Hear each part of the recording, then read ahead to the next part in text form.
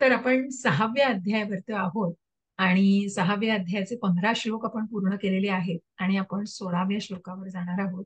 त्याआधी थोडीशी उजळणी आपण करूया 6व्या अध्यायाचीच, ज्याच्यामध्ये आपण काल बघितलं की कशा प्रकारे मग सर्व योग, मग योग इथेच आपण सुरुवात करतो की योग म्हणजे भगवंतांशी जोडलं जाणं. आणि मग ज्या आधीच्या श्लोकांमध्ये आपण जो जे उल्लेख केलेला आहे की ज्ञान योग आहे, कर्मयोग आहे, अष्टांग योग आहे, मग ज्याविषयी आपण आता जाणून घेतोय तो अष्टांग योग आहे.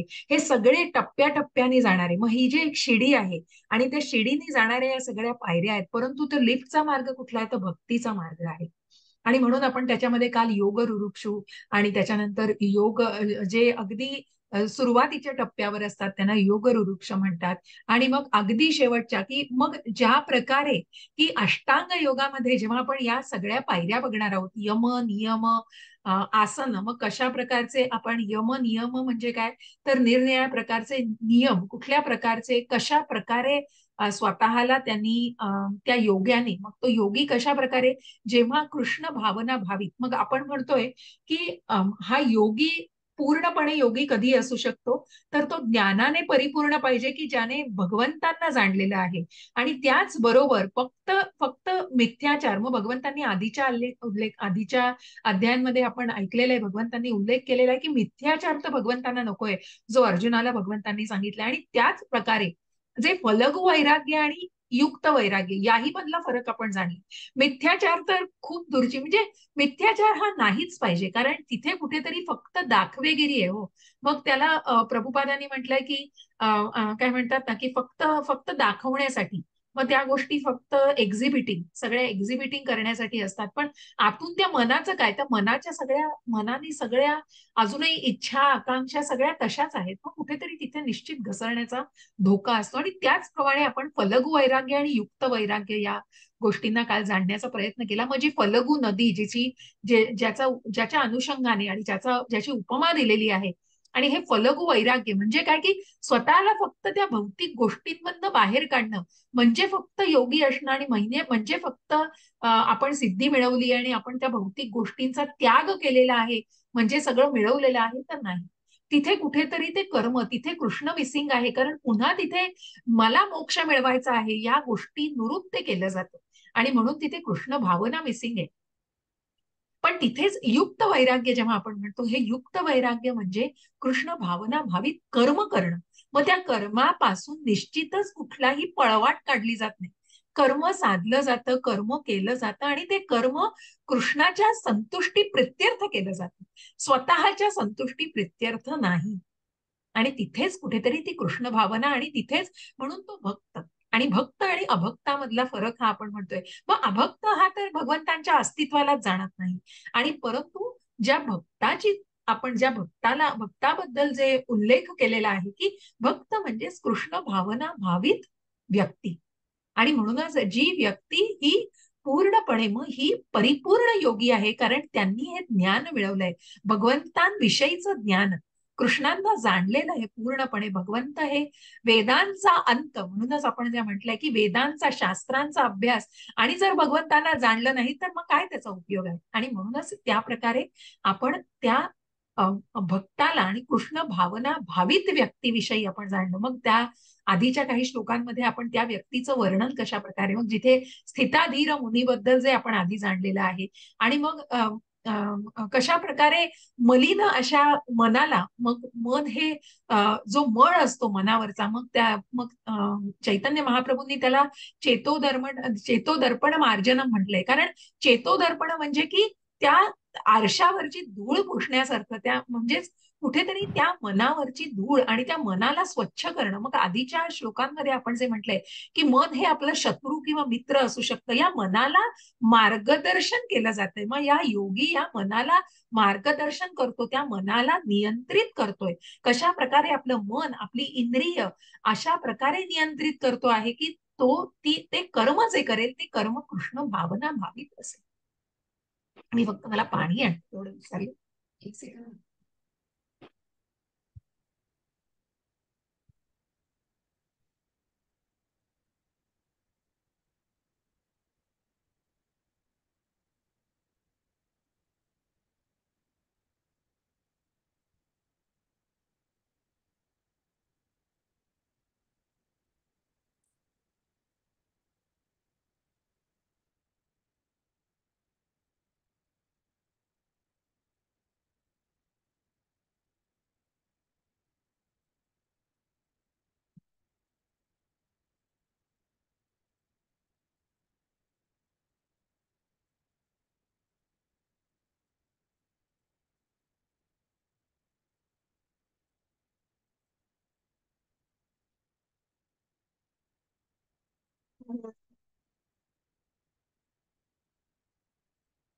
आणि त्याच लाईन्सवर आपण पुढे जातोय, ज्या 6व्या अध्यायामध्ये आपण जाणलंय. आणि मग 15व्या अध्यायामध्ये मग कृष्ण भावना भावित व्यक्तीविषयी तर आपण जाणलेलंच आहे. आणि ज्याने परमधामाला जाणलेलं आहे, की जसं आपण म्हटलंय की शरीर, मन आणि क्रिया यांच्या संयमाचा निरंतर अभ्यास करून मन संयमित झालेला योगी भौतिक जीवनाचा लय करून भगवत धामाची प्राप्ती करतो. मग तिथे कुठेही भौतिक अपेक्षा नसतात, भौतिक आकांक्षा नसतात, त्या सगळ्याला लय, त्या सगळ्याचं शमन झालेलं असतं. आणि म्हणूनच अशा प्रकारे त्या व्यक्तीला निश्चितच भगवंतांच्या परमधामाची, मग परमधाम ज्याला म्हटलेलं आहे की भगवंतांचं राज्य हे सर्वव्यापी आहे, परंतु आध्यात्मिक विश्व आणि त्यातील ग्रहलोक यांना परमधाम म्हटलेलं आहे. कारण ते ते सर्वव्यापी आहे. भगवंतांचं विश्व, भगवंतांचं ऐश्वर, मग जसं आपण 10व्या अध्यायात बघणार आहे की एका अंशातनं सगळं विश्व व्यापलेलं आहे भगवंतांनी.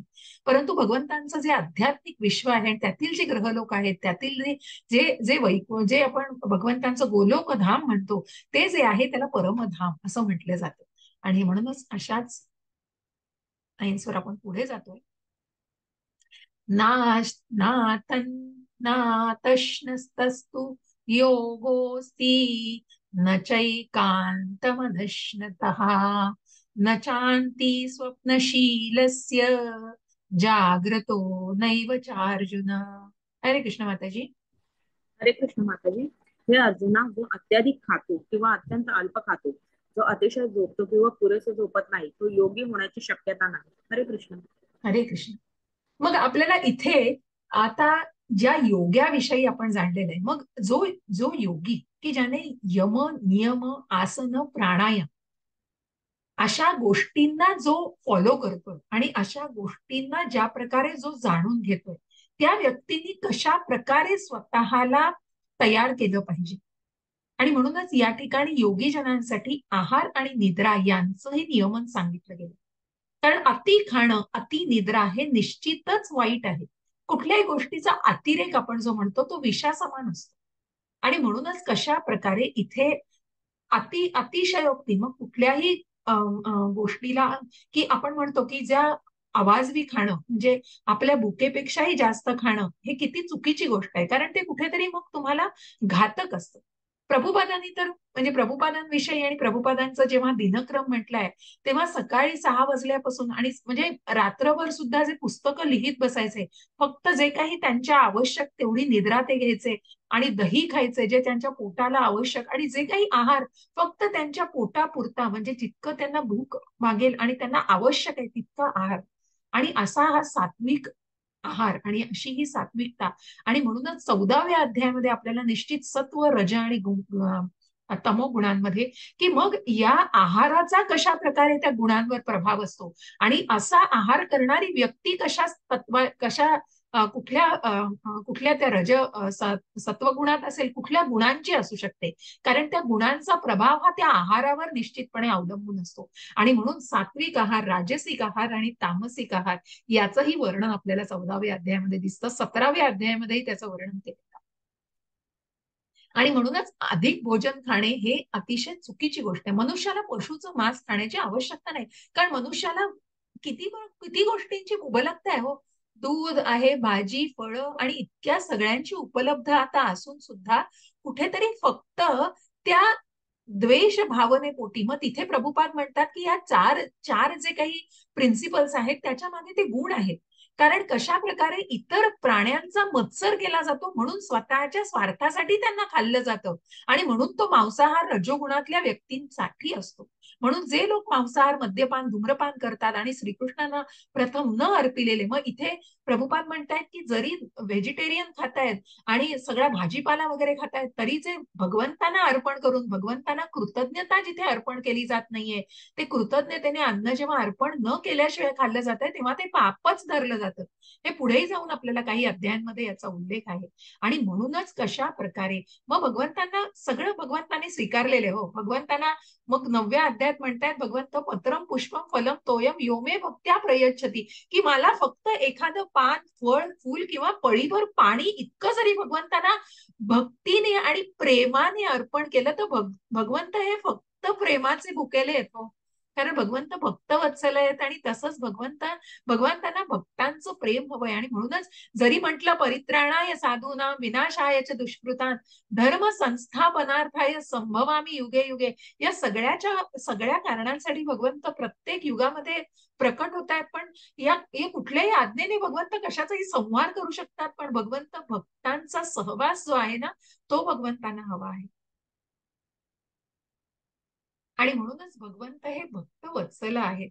आणि भगवंतांना भक्तांनी प्रेमाने जे काही अर्पण केलं आहे ते भगवंत अगदी स्वीकारतायत हो. श्रीकृष्णांना अर्पण केलेला अन्नपदार्थ मनुष्याने ग्रहण करणे हे सर्वोत्तम आहे. कृष्ण भावनाभावित मनुष्य हा श्रीकृष्णांना अर्पण न केलेली कोणतीही गोष्ट ग्रहण करत नाही.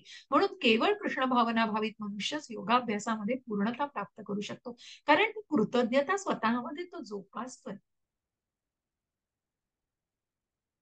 भावाग्रही जनार्दन आहे तो. ही गोष्ट 9व्या अध्यायामध्ये नक्की सांगेन मी, की भगवंतांना मग ज्या अगदी प्रेमाने अर्पण केलेली कुठलीही गोष्ट, जसं आपण रामायणामध्ये बघितलं की शबरी माता प्रभू रामचंद्रांना उष्टी केलेली बोरं देतीये, कारण की आंबट नसावी ती. प्रभू खाणार आहेत ही बोरं आणि प्रभूंना कुठलंही आंबट बोर जाता कामा नये, म्हणून ती इतकी इतकी निरागस शबरी माता, इतकी निर्मळ मनाची शबरी माता त्यांना ते बोर अगदी उष्ट करून खायला देते, कारण ते आंबट नसावं. पण प्रभू सुद्धा ते अगदी तेवढ्याच प्रेमाने स्वीकारतायत हो. इथे कुठेतरी भगवंतांचा भक्तवत्सलपणा आणि भावाग्रही जनार्दन आहे भगवंत. जे तुम्ही मनापासून द्याल ते भगवंत निश्चित स्वीकारावे. पण तिथे प्रेम, तिथे भक्ती, तिथे ती भावना महत्वाची. जो मनुष्य स्वतःच्या वैयक्तिक काल्पनिक उपवास पद्धतीद्वारे कृत्रिमरित्या खाण्यापासून दूर राहतो, तो योगाभ्यास करू शकत नाही. मग ती पुन्हा कुठेतरी फक्त दाखवेगिरी आहे होती. स्वतःवर नियंत्रण, स्वतःसाठी तो मी कुठे जातच नाही अजून. आणि म्हणूनच अशा प्रकारे स्वतःसाठी नसता की मग अशा प्रकारे तो आवश्यकतेपेक्षा अधिक उपवास किंवा अधिक भोजन ग्रहण करीत नाही. आणि याप्रमाणे तो योगाभ्यास कोण तर कृष्ण भावनाभावित मनुष्य शास्त्रांच्या आदेशानुसार उपवास करतो. तो कुठलाही अतिरेक पण करत नाही उपवासा, आणि कुठल्याही प्रकारे कमी पण खात, कमी उपवास करत नाही आणि अधिक भोजनही करत नाही. अशा प्रकारे त्यांनी बॅलन्स केलेलं असतं स्वतः. आणि म्हणून अशी ही कृष्ण भावना भावित व्यक्ती निश्चितच योग्य प्रकारे योगाभ्यासामध्ये निपुण झालेली असते. पण रजोगुणातली व्यक्ती, तमोगुणातली व्यक्ती, मग ज्या तमोगुणाचा आपण जेव्हा बघू की मग त्यांचं कालावधी काय असतो आणि ते कधी उठतात कधी झोपतात, ती दिनचर्या, त्याला काही टाइम टेबलच नाही हो. कधीही दुपारी 12 नंतर उठा, मग 3 वाजता जेवा, मग त्या जेवणामध्येही ते पदार्थ कुठलेही असू द्या, मग ते अबरचबर खाणं आहे, मसालेदार, आणि असं जे मग आपण ज्या चीज आणि या पदार्थांना की कशा प्रकारे ते त्याच्यावरती मग त्यांच्या तयार करण्याची पद्धती पण कशा प्रकारची असते. मग असा मनुष्य आळशी, अतिशय निद्रोन्मुखी असतो आणि तो योगयुक्त होऊ शकत नाही. कारण मग तो स्वतःला तितकं तयारच करू शकत नाही, कारण तिथे आहार, निद्रा या सगळ्या गोष्टींची सवलतता आहे. युक्ताहार विहारस्य युक्त चेष्टस्य कर्मसु युक्त स्वप्नावबोधस्य योगो भवति दुःखः. हरे कृष्ण माताजी. हरे कृष्ण माताजी.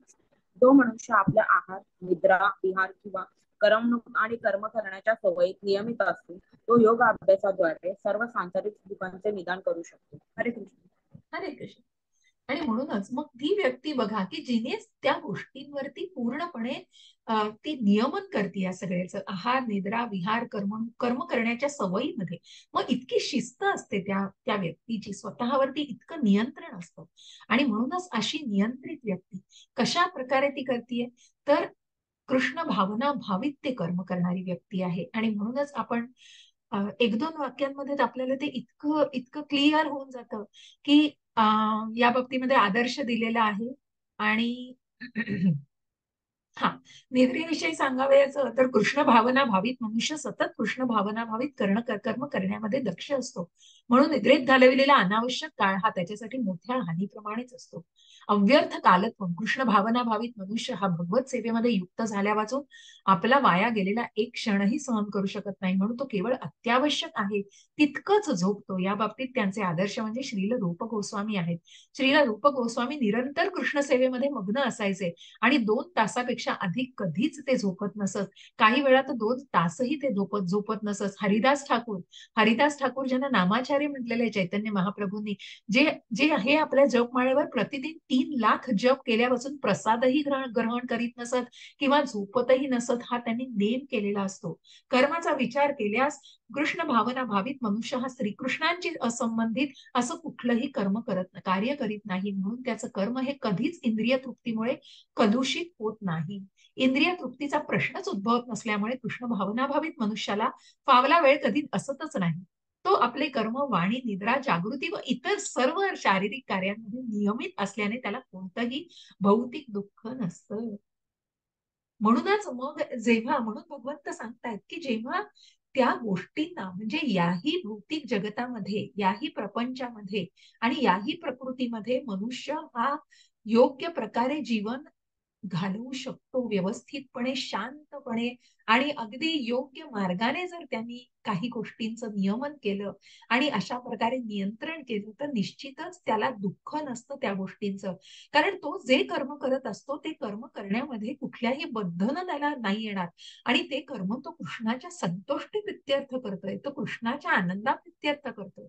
आणि म्हणून त्याच्यातला जो काही तो आनंद घेतोय ना, त्या आनंदाला शाब्दिक असं काही तुलनाच नाही हो त्याची, त्याच्यामध्ये शब्दच नाही वर्णन करण्यासारखे. कारण तो सगळ्या त्याच्या कार्यामध्ये इतका नियमित असतो. बघा ना, तुम्ही एक जपमाळ करा हो, तुम्हाला स्वतःमधला फरक अगदी जाणवेल.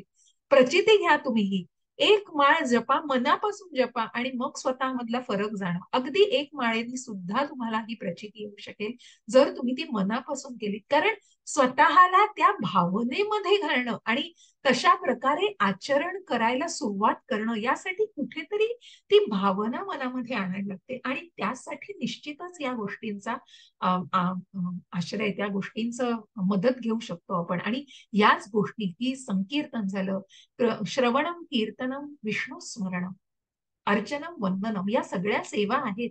पण त्याच्यापैकी भगवंतांनी श्रवणम आणि कीर्तनम या गोष्टीला जास्त महत्व दिले. कारण श्रवण करणारा श्रवण करतोय, जसं आपण शुकदेव गोस्वामी परीक्षित महाराजांना कीर्तन म्हणजे ते भागवत सांगतायत आणि 7 दिवसाचा अवधी फक्त हातामध्ये. 7 दिवसानंतर ज्यांना मरण दिसतंय समोर, तरीही मला भगवंतांविषयी जाणून घ्यायचंय आणि त्याची औत्सुक्य आहे मनामध्ये.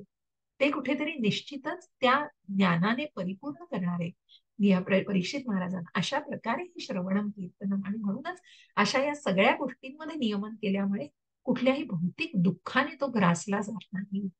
यदा विनियतं चित्तम् आत्मन्येवावतिष्ठते निस्पृह सर्वकामेभ्यो युक्त इत्युच्यते तदा.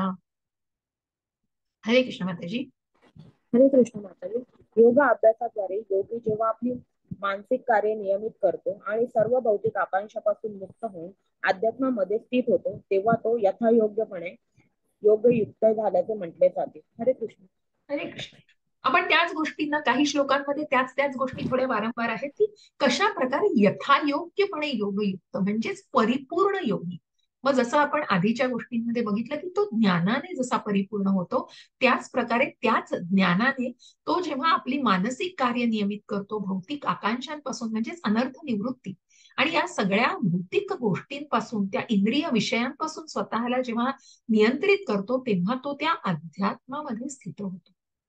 आणि म्हणून तर आपण म्हणतो आहोत त्या आत्म्याला आध्यात्मिक अन्नाची का गरज आहे, कारण निश्चितच त्याला कुठेतरी कृष्णाचं विस्मरण झालेलं आहे हो. मूळ स्वभावच त्याचा तो विसरलेला आहे. म्हणून त्याचं विस्मरण झालेलं जे काही आध्यात्मिक मूळ असं स्वभाव आहे, त्याचं त्याला नक्कीच आठवण करून देण्याची गरज आहे. आणि म्हणूनच मग जो पूर्णपणे आणि या गोष्टींना मग कुठेतरी ती सुरुवात झाली तरी मग त्याचे पायऱ्या टप्प्याटप्प्याने साधल्या जाऊ शकतात. मग अगदी बेबी स्टेप्स घेतल्या, अगदी पावलांनी, मग अगदी छोट्या मुलाच्या पावलांनी सुद्धा आपण ते साध्य करू शकतो. तर याच्यामध्ये काही उल्लेख दिलेले आहेत, रेफरन्स, आणि त्या श्लोकांमध्ये आपल्याला त्याच गोष्टींचा उल्लेख दिसतो. यथा दीपो दिवातस्थो नेंगते सोपमा स्मृता योगिनो यत चित्तस्य युंजतो योगमात्मनः. हरे कृष्ण माताजी. हरे कृष्ण माताजी. जेथे वाऱ्याचे नाही त्या ठिकाणी ज्याप्रमाणे दीप संततपणे तेवत राहतो, त्याप्रमाणे संयमी मनाचा योग्य आत्मतत्वावरील आपल्या ध्यानामध्ये सदैव स्थिर असतो. हरे कृष्ण. हरे कृष्ण. मग आपण पुढचे 3 श्लोक घेऊन, पण 4 श्लोक एकदम आहेत त्यांना घेऊन मग आपण चर्चा करूया. यत्रो परमते चित्तम निरुद्धम योग सेवया यत्र चैवात्मनात्मानं पश्यन्नात्मनि तुष्यति सुखमात्यन्तिकं यत्तत् बुद्धिग्राह्यमतीन्द्रियं वेत्ति यत्र न चैवायं स्थितश्चलति तत्त्वतः यं लब्ध्वा चापरं लाभं मन्यते नाधिकं ततः यस्मिन् स्थितो न दुःखेन गुरुणापि विचाल्यते तं विद्याहु तं विद्याहुक संयोग वियोगम योग सन्नितम. ठीक आहे. याचं ट्रान्सलेशन वाचाल माताजी. हरे कृष्ण. हरे कृष्ण. योग अभ्यासाद्वारे मनुष्याचे मन जेव्हा सांसारिक मानसिक क्रियांपासून पूर्णपणे संयमित होते, तेव्हा त्या अवस्थेला परिपूर्ण समाधी असे म्हणतात. या समाधी अवस्थेचे लक्षण आहे की यामुळे मनुष्य विशुद्ध मनाद्वारे आत्म्याचे अवलोकन करण्यास आणि आत्म्यामध्ये संतुष्ट होण्यास व आनंद प्राप्त करण्यास समर्थ होतो. त्या आनंदमय अवस्थेत दिव्य इंद्रियाद्वारे साक्षात्कार झालेल्या अमर्याद दिव्य सुखामध्ये मनुष्य स्थित होतो. याप्रमाणे स्थित झाल्यावर सत्यापासून कधीच टळत नाही आणि या सत्याची प्राप्ती झाल्यावर याहून अधिक श्रेष्ठ असे काही असेल असे त्याला वाटत नाही. अशा अवस्थेमध्ये स्थित झाल्यावर मोठमोठ्या संकटांमध्येही विचलित होत नाही. भौतिक संसर्गामुळे निर्माण होणाऱ्या दुःखांपासून हीच यथार्थ वास्तविक मुक्ती आहे. हरे कृष्ण. हरे कृष्ण. आणि म्हणून या सर्व श्लोकांचा अर्थ आपण हा जाणला. आणि त्याही आधीच्या श्लोकामध्ये ज्याप्रमाणे एखादी दिवा, जसं आपण म्हणतो ना की दिव्याला आपण त्या ज्योतीला काही वारा लागू नये म्हणून जेव्हा काच ठेवतो तेव्हा ती सगळीकडून प्रोटेक्ट केली जाते, आणि तशाच प्रकारे त्या योगाचं मन आहे. आणि म्हणूनच ते अविचलित असतं. ते कुठल्याही या गोष्टींनी विचलित होत नाही, ते कुठल्याही गोष्टींपासून ढळत नाही, आणि अशा प्रकारे त्यांनी स्वतःला नियमित केलेलं असतं. आणि म्हणूनच मग अशी व्यक्ती कशा प्रकारे, तर स्वतःला ती पूर्णपणे तशा प्रकारे तिने तयार केलेलं असतं. आणि म्हणून जसं आपण म्हटलो की त्या भक्ती सेवेमध्ये, त्या भक्ती मार्गाला जसा लिफ्टचा मार्ग म्हटलेला आहे, आणि म्हणून या अष्टांग योगाचा जो शेवटचा टप्पा आहे की यम नियम आसन प्राणायाम, की यम जाणले, नियम जाणले, कशा प्रकारे आपण स्वतःला निर्जन ठिकाणी सगळ्यांपासून दूर अशा जागेवरती बसायचंय, आणि त्यानंतर मग आसन कसं असावं, जास्त वर नसावं, जास्त खाली नसावं, कशा प्रकारे प्राणांचा आयाम, मग जे अनुलोम विलोम किंवा प्राणायाम, प्राण आयाम म्हणजे प्राणांचा आयाम, की रेचक, पूरक आणि कुंभक. की रेचक म्हणजे काय, तर श्वास सोडणं, कुंभक म्हणजे काय, श्वास धरून ठेवणं, आणि पूरक म्हणजे काय, श्वास घेणं. तर पूरक श्वास घेतलेला आहे, कुंभक लावलेला आहे, आणि रेचक म्हणजे श्वास नंतर हळूहळू सोडलेला आहे. तर या तिन्हीचं संयमन करून, मग या तिन्ही क्रियांना कोऑर्डिनेट करून, व्यवस्थितपणे सिंक्रोनाइज करून, कशा प्रकारे किती प्रमाणामध्ये पूरक, किती प्रमाणात रेचक आणि किती प्रमाणात कुंभक लावायचंय, त्या या योगाच्या एक ती अवस्था असते. आणि म्हणून त्याला प्राणायाम, की प्राणाचा तो आयाम आहे. आणि म्हणून आपण जेव्हा या योग स्थितीमध्ये, मग आपण तथाकथित आता सध्या जे योगा शिकतो, म्हणून आधीच्या श्लोकांमध्ये याचा उल्लेख आहे की फक्त शारीरिक गोष्टींचा स्वतःच्या ट्रेंड म्हणून स्वतःला असं स्लिम व्हायचंय, ट्रिम व्हायचंय, मला असं पाहिजे, मला, कारण तिथे मी आहे हो सगळा. आणि म्हणून या सगळ्या गोष्टींना योग म्हटलेला नाहीये भगवंतांनी, कारण तिथे कृष्ण भावना मिसिंग आहे सगळी. पण हेच जेव्हा याच याच टप्प्याद्वारे जेव्हा समाधीस्थ अवस्था गाठली जाते, तेव्हा भगवंतांशी संबंध प्रस्थापित केला जातो. तिथे भगवंतांशी योग म्हणजे भगवंतांशी जोडलं जातो आपण. आणि म्हणूनच अशा प्रकारे या योगाभ्यासाद्वारे मन जेव्हा सांसारिक मानसिक क्रियांपासून पूर्ण संयमित होतं. आणि म्हणूनच आसन, प्राणायाम, प्रत्याहार, ध्यान, धारणा आणि समाधी, अशा या 8 टप्प्यांवरून समाधीस्थ अवस्था गाठली जाते, जिथे सगळ्या मानसिक आणि शारीरिक या गोष्टींपासून, सांसारिक आणि जे काही इतर भौतिक गोष्टींची निगडीत आहे त्याच्यापासूनही स्वतःला अलिप्त ठेवलं जातं. आणि अशा अवस्थेमध्ये, जसं आपण आधीच्या श्लोकांमध्ये, आधीच्या गेल्या अध्यायांमध्ये ज्याचा 9 द्वारांमध्ये जो स्वतःला अगदी आनंदी ठेवतो, जे 2 डोळे आहेत, 2 कान आहेत, 2 नाकपुडे आहेत, एक मुख आहे, एक उदरद्वार आणि एक जननेंद्रिय, अशा अशा या 9 द्वारांमध्ये तो स्वतःला आनंदी ठेवतो. कारण त्याला काय बघायचंय, काय खायचंय आणि कशा प्रकारे तो स्वतःला त्यांनी नियंत्रित केलेलं आहे, त्यांनी इतकं स्वतःला बॅलन्स केलेलं आहे की अशा अवस्थेमध्ये स्थित झाल्यावर मोठ्या मोठ्या संकटांमध्येही तो विचलित होत नाही, जसे आपले प्रल्हाद महाराज.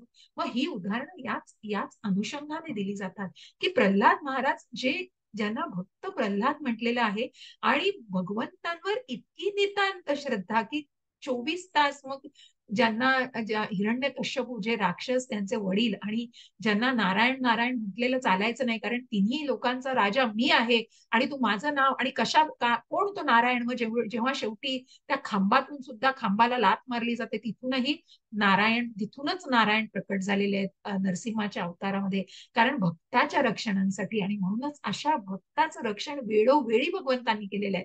मग गरम तेलात टाकलेलं आहे, उंच दरीवरून खाली ढकलून दिलेलं आहे, अनेक राक्षसांमध्ये दिलंय, सर्पांमध्ये दिलंय, अग्नीच्या ज्वाळांमध्ये सुद्धा काहीही होत नाही. आणि म्हणून मोठ्या मोठ्या संकटांमध्येही नारायण नारायण नारायण नारायण तोंडात ते मात्र अजिबात जात नाही, आणि म्हणून मन विचलित होत नाही. आणि म्हणूनच अशा भौतिक संसर्गामुळे निर्माण होणाऱ्या दुःखापासून हीच यथार्थ वास्तविक मुक्ती आहे, की ती जी नियंत्रित अवस्था गाठली जाते, ती जी समाधिस्थ अवस्था गाठली जाते, तीच वास्तविक मुक्ती आहे. म्हणजे याच भौतिक जीवनामध्ये तुम्ही स्वतःला तितकं नियंत्रितपणे, जर स्वतःला तितकं नियंत्रित केलं, तर त्या भौतिक जगतामध्येही तुम्ही योग्य प्रकारे जीवन जगू शकता. आणि म्हणूनच कुठल्याही दुःखांपासून मग कशा प्रकारे स्वतःला संलग्न, स्वतःला इतकं परिपूर्ण केलेलं आहे, की मग इतकं बॅलन्स केलेलं आहे की सगळ्यामध्ये तो, जसं आपण काल म्हटलं आधीच्या दुसऱ्याही अध्यायात ज्याचा उल्लेख आहे, शीतोष्ण सुख दुःखदा, की कशा प्रकारे शीत असू दे, उष्ण असू दे, सुख असू दे, दुःख असू दे, भ्रम असू दे, निराशा असू दे, आनंद असू दे, भय असू दे, किंवा कुठल्याही प्रकारच्या या सगळ्या भावनांमध्ये स्वतःला इतकं नियंत्रित केलेलं आहे की कुठल्याही प्रकारचा त्याच्यावरती अभाव होत नाही, कुठल्याही प्रकारचा त्याच्याने मन विचलित होत नाही या कुठल्याही भावनांमुळे.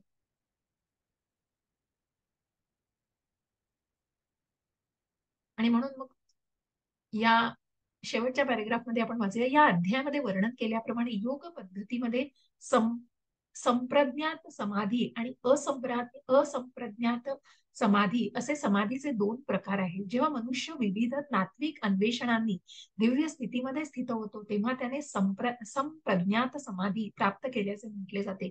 असंप्रज्ञात समाधीमध्ये सांसारिक आनंदाशी मुळीच संबंध राहत नाही, कारण या अवस्थेत मनुष्य इंद्रियापासून प्राप्त होणारे सर्व प्रकारच्या सुखांच्या पलीकडे गेलेला असतो. योगी एकदा या दिव्य अवस्थेत स्थिर झाला म्हणजे तो त्यापासून कधीच विचलित होत नाही.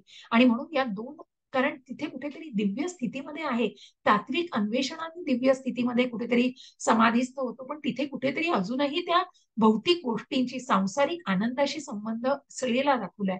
पण आपण म्हणतो असंप्रज्ञात जेव्हा समाधी आहे, तर तेव्हा त्या ह्याच्यामध्ये तो त्याच्याही पलीकडे गेलेला असतो आणि तो त्यापासून कधीच विचलित होत नाही. जोपर्यंत तो या स्थानाची प्राप्ती करत नाही, तोपर्यंत तो यशस्वीत राहतो. विविध प्रकारच्या इंद्रिय तृप्तींनी युक्त आजचा तथाकथित योगाभ्यास म्हणजे विपर्यासच आहे. संभोग आणि मद्यपान करण्यात मग्न असलेला योगी म्हणजे एक थट्टा आहे. योग साधनेतील सिद्धीकडे जे योगी आकर्षित होतात, ते सुद्धा योगामध्ये परिपूर्णपणे स्थित नसतात. तर जर योगीजन योगाच्या उपफळांनी आकर्षित गेले तर त्या श्लोकामध्ये सांगितल्याप्रमाणे ते पूर्णावस्था प्राप्त करू शकत नाही. म्हणून ज्या व्यक्ती आसनांच्या कसरतीच्या प्रदर्शनात किंवा सिद्धिप्राप्तीच्या मागे लागल्या आहेत, त्यांनी जाणले पाहिजे की या प्रकारे त्यांनी योगाभ्यासाचा उद्देश गमावलेला आहे. कृष्ण भावना युक्त आपल्या कर्तव्यांचे पालन करण्यात हा योगी सदैव, कोण तर कृष्ण भावना भावित व्यक्ती, हा सदैव तत्पर असतो. अपघातासारख्या आपत्तीमुळे तो आपल्या कर्तव्यापासून कधीच विचलित होत नाही.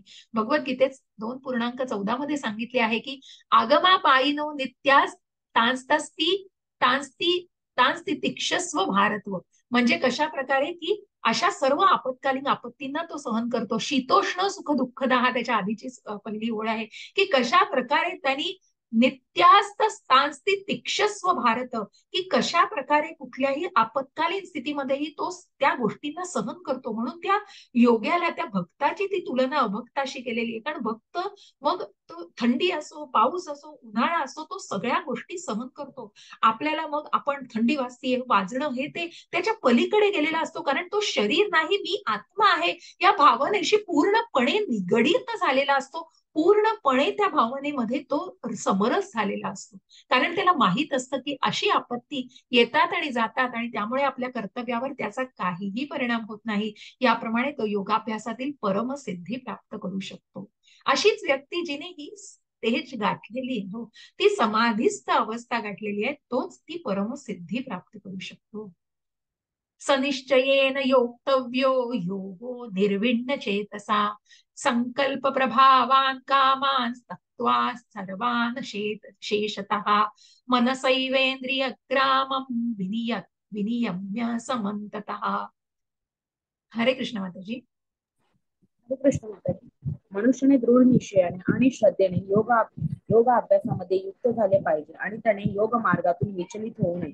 मानसिक तर्कामुळे उत्पन्न झालेल्या सर्व भौतिक कामनांचा पूर्ण त्याग करून मनाद्वारे सर्व इंद्रियांना सर्व बाजूने संयमित केले पाहिजे. हरे कृष्ण. हरे कृष्ण.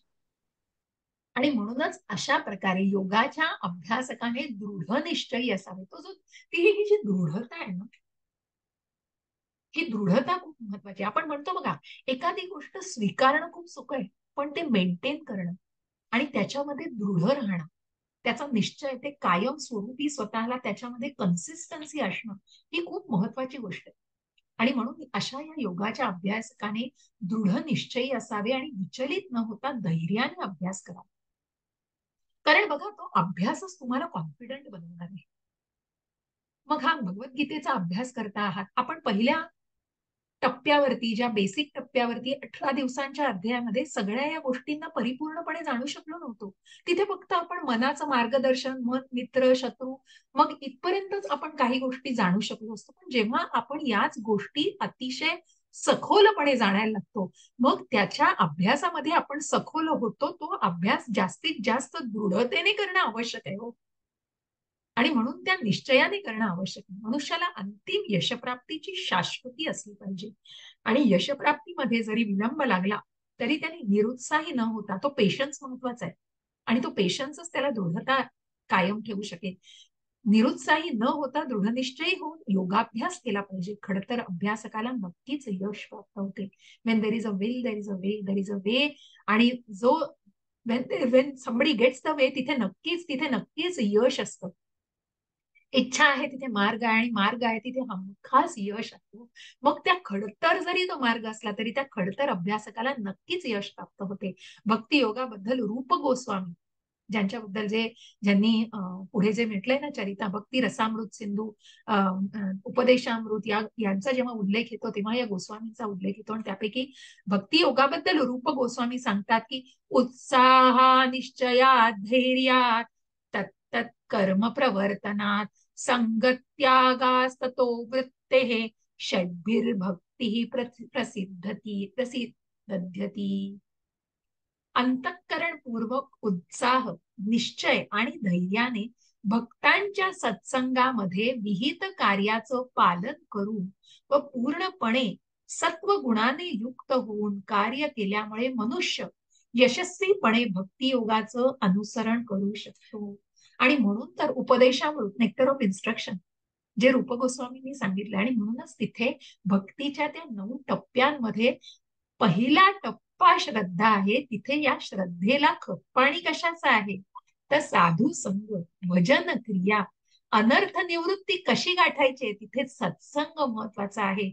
आणि तो सत्संगच तुम्हाला पुढे नेणार आहे निश्चय आणि धैर्याने. कारण बघा, आपण जेव्हा इतर भौतिक गोष्टींच्या, मग तुम्ही कुठल्या तरी पार्टीजला गेल्यात, कुठल्या तरी क्लबमध्ये गेलायत, कुठल्या तरी इतर फंक्शन्सला गेलायत, कबूल आहे प्रपंचामध्ये आहात, तुम्हाला सगळं काय म्हणतात ना ओघाने आलं, because it is a part and parcel of your life. तर त्याच्यामुळे तुम्हाला त्या गोष्टींना फेस करायचंच असतं. पण जेव्हा ती कृष्ण भावना मनामध्ये जागृत झालेली असते ना, तेव्हा त्या कृष्ण भावना भावित व्यक्तींपासून दूर जाणं आपल्याला खरोखर जाणवतं.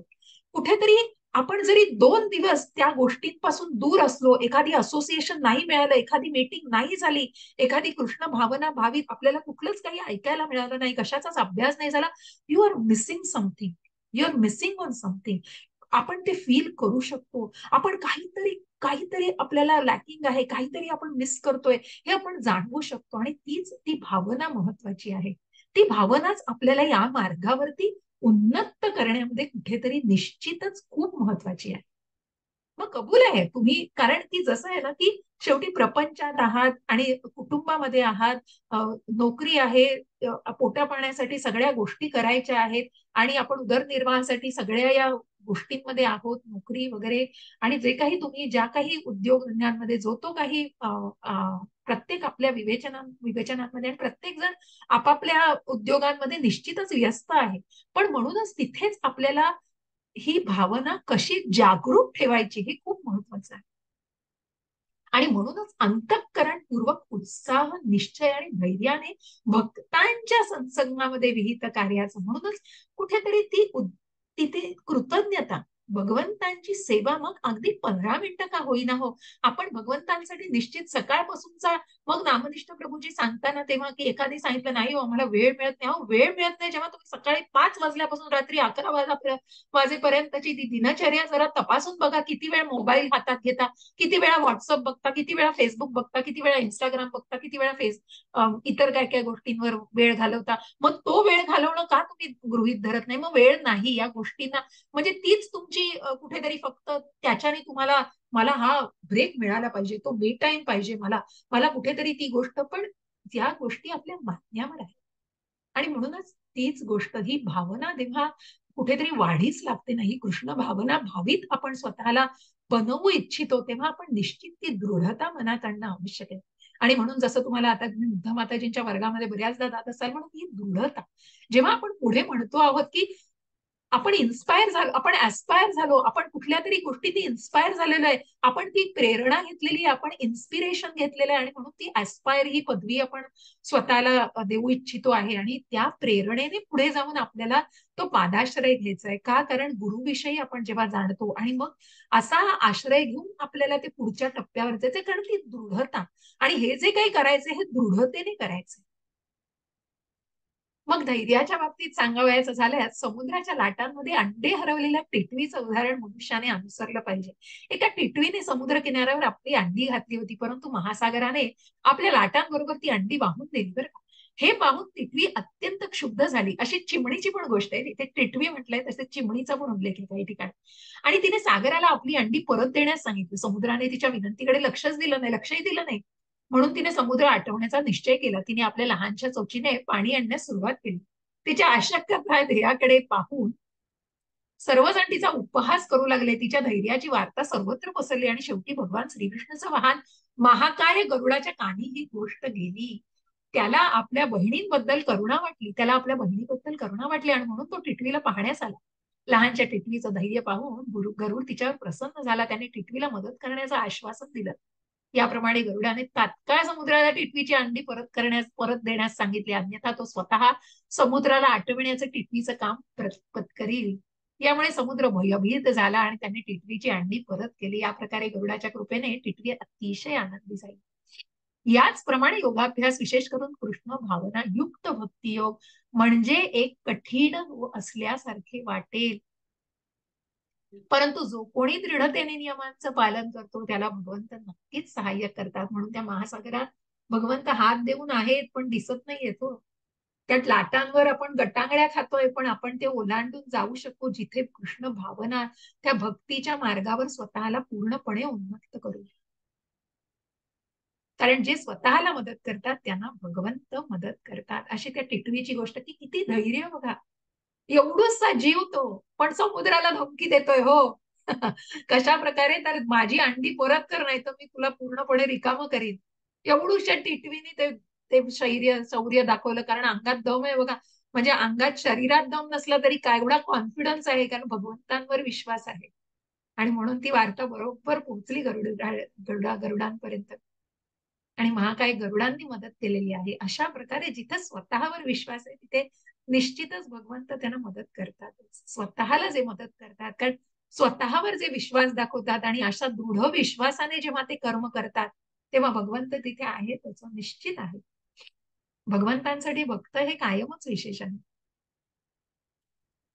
शनैः शनैरूपमेत बुद्ध्या धृतिगृहीतया आत्मसंस्थं मनः कृत्वा न किंचिदपि चिंतयेत. हळू हरे कृष्ण माताजी.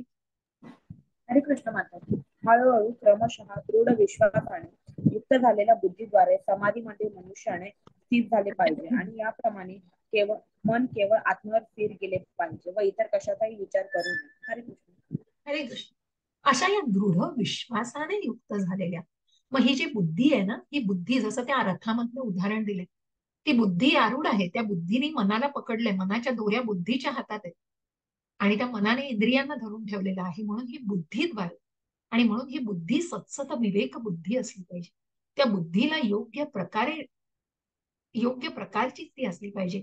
आणि म्हणून मग त्या दृढ विश्वासाने युक्त झालेल्या बुद्धीद्वारे समाधीमध्ये मनुष्याने स्थित झाले पाहिजे. याप्रमाणे मन केवळ आत्म्यावर स्थिर केलं पाहिजे. मग तिथे कुठेतरी मी शरीर नाही, आत्मा आहे. मग ती आत्मसाक्षात्काराची भावना हळूहळू निश्चितपणे वाढीस लागलेली असते.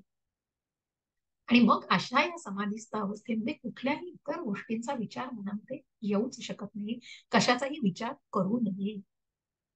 योग विश्वास आणि बुद्धीद्वारे मनुष्याने क्रमशः इंद्रियांच्या क्रियांचा लय केला पाहिजे. यालाच प्रत्याहार असं म्हणतात बघा. आणि म्हणून योग विश्वास आणि बुद्धीद्वारे की भौतिक गोष्टींचा त्याग केला पाहिजे. भौतिक गोष्टींविषयी जी इंद्रिय आपल्याला, मग काय बघायचंय, खायचंय, प्यायचंय, जी 5 ज्ञानेंद्रिय आहेत, नाक, कान, जीभ, त्वचा आणि डोळे, ही ज्ञानेंद्रिय आहेत. ही ज्ञानेंद्रिय आपल्याला कुठेतरी गुरफटवता येतो, त्या मायेमध्ये नेतायत आपल्याला. पण त्या मायेपासूनच दूर जाण्यासाठी, त्या मायेपासून स्वतःला संरक्षित करण्यासाठी मनुष्याने क्रमशः इंद्रियांच्या क्रियांचा लय केला पाहिजे आणि त्यालाच प्रत्याहार म्हणतात. दृढ विश्वास, ध्यान आणि इंद्रिय निग्रह याद्वारे मन संयमित करून मनाला समाधीस्थ करावं. त्यावेळी देहात्म बुद्धीमध्ये प्रभावित होण्याची शक्यता राहत नाही. मग मी शरीर आहे म्हणून त्या शारीरिक, कारण इंद्रिय कुठ्याशी निगडित आहेत, शरीराशी. आणि म्हणून मग शरीराशी निगडित ज्या गोष्टी आहेत तिथे कुठेतरी प्रभाव होण्याची शक्यता राहणारच नाही. इंद्रिय विषयांमध्ये कुठेतरी गुरफटणारच नाही मन, जेव्हा ते मन पूर्णपणे आत्मिक पातळीवर चाललं. दुसऱ्या शब्दात सांगायचं तर भौतिक शरीर असेपर्यंत जरी मनुष्याचा भौतिक प्रकृतीशी संपर्क असला तरी त्याने इंद्रिय तृप्ती करण्याचा विचार करू नये.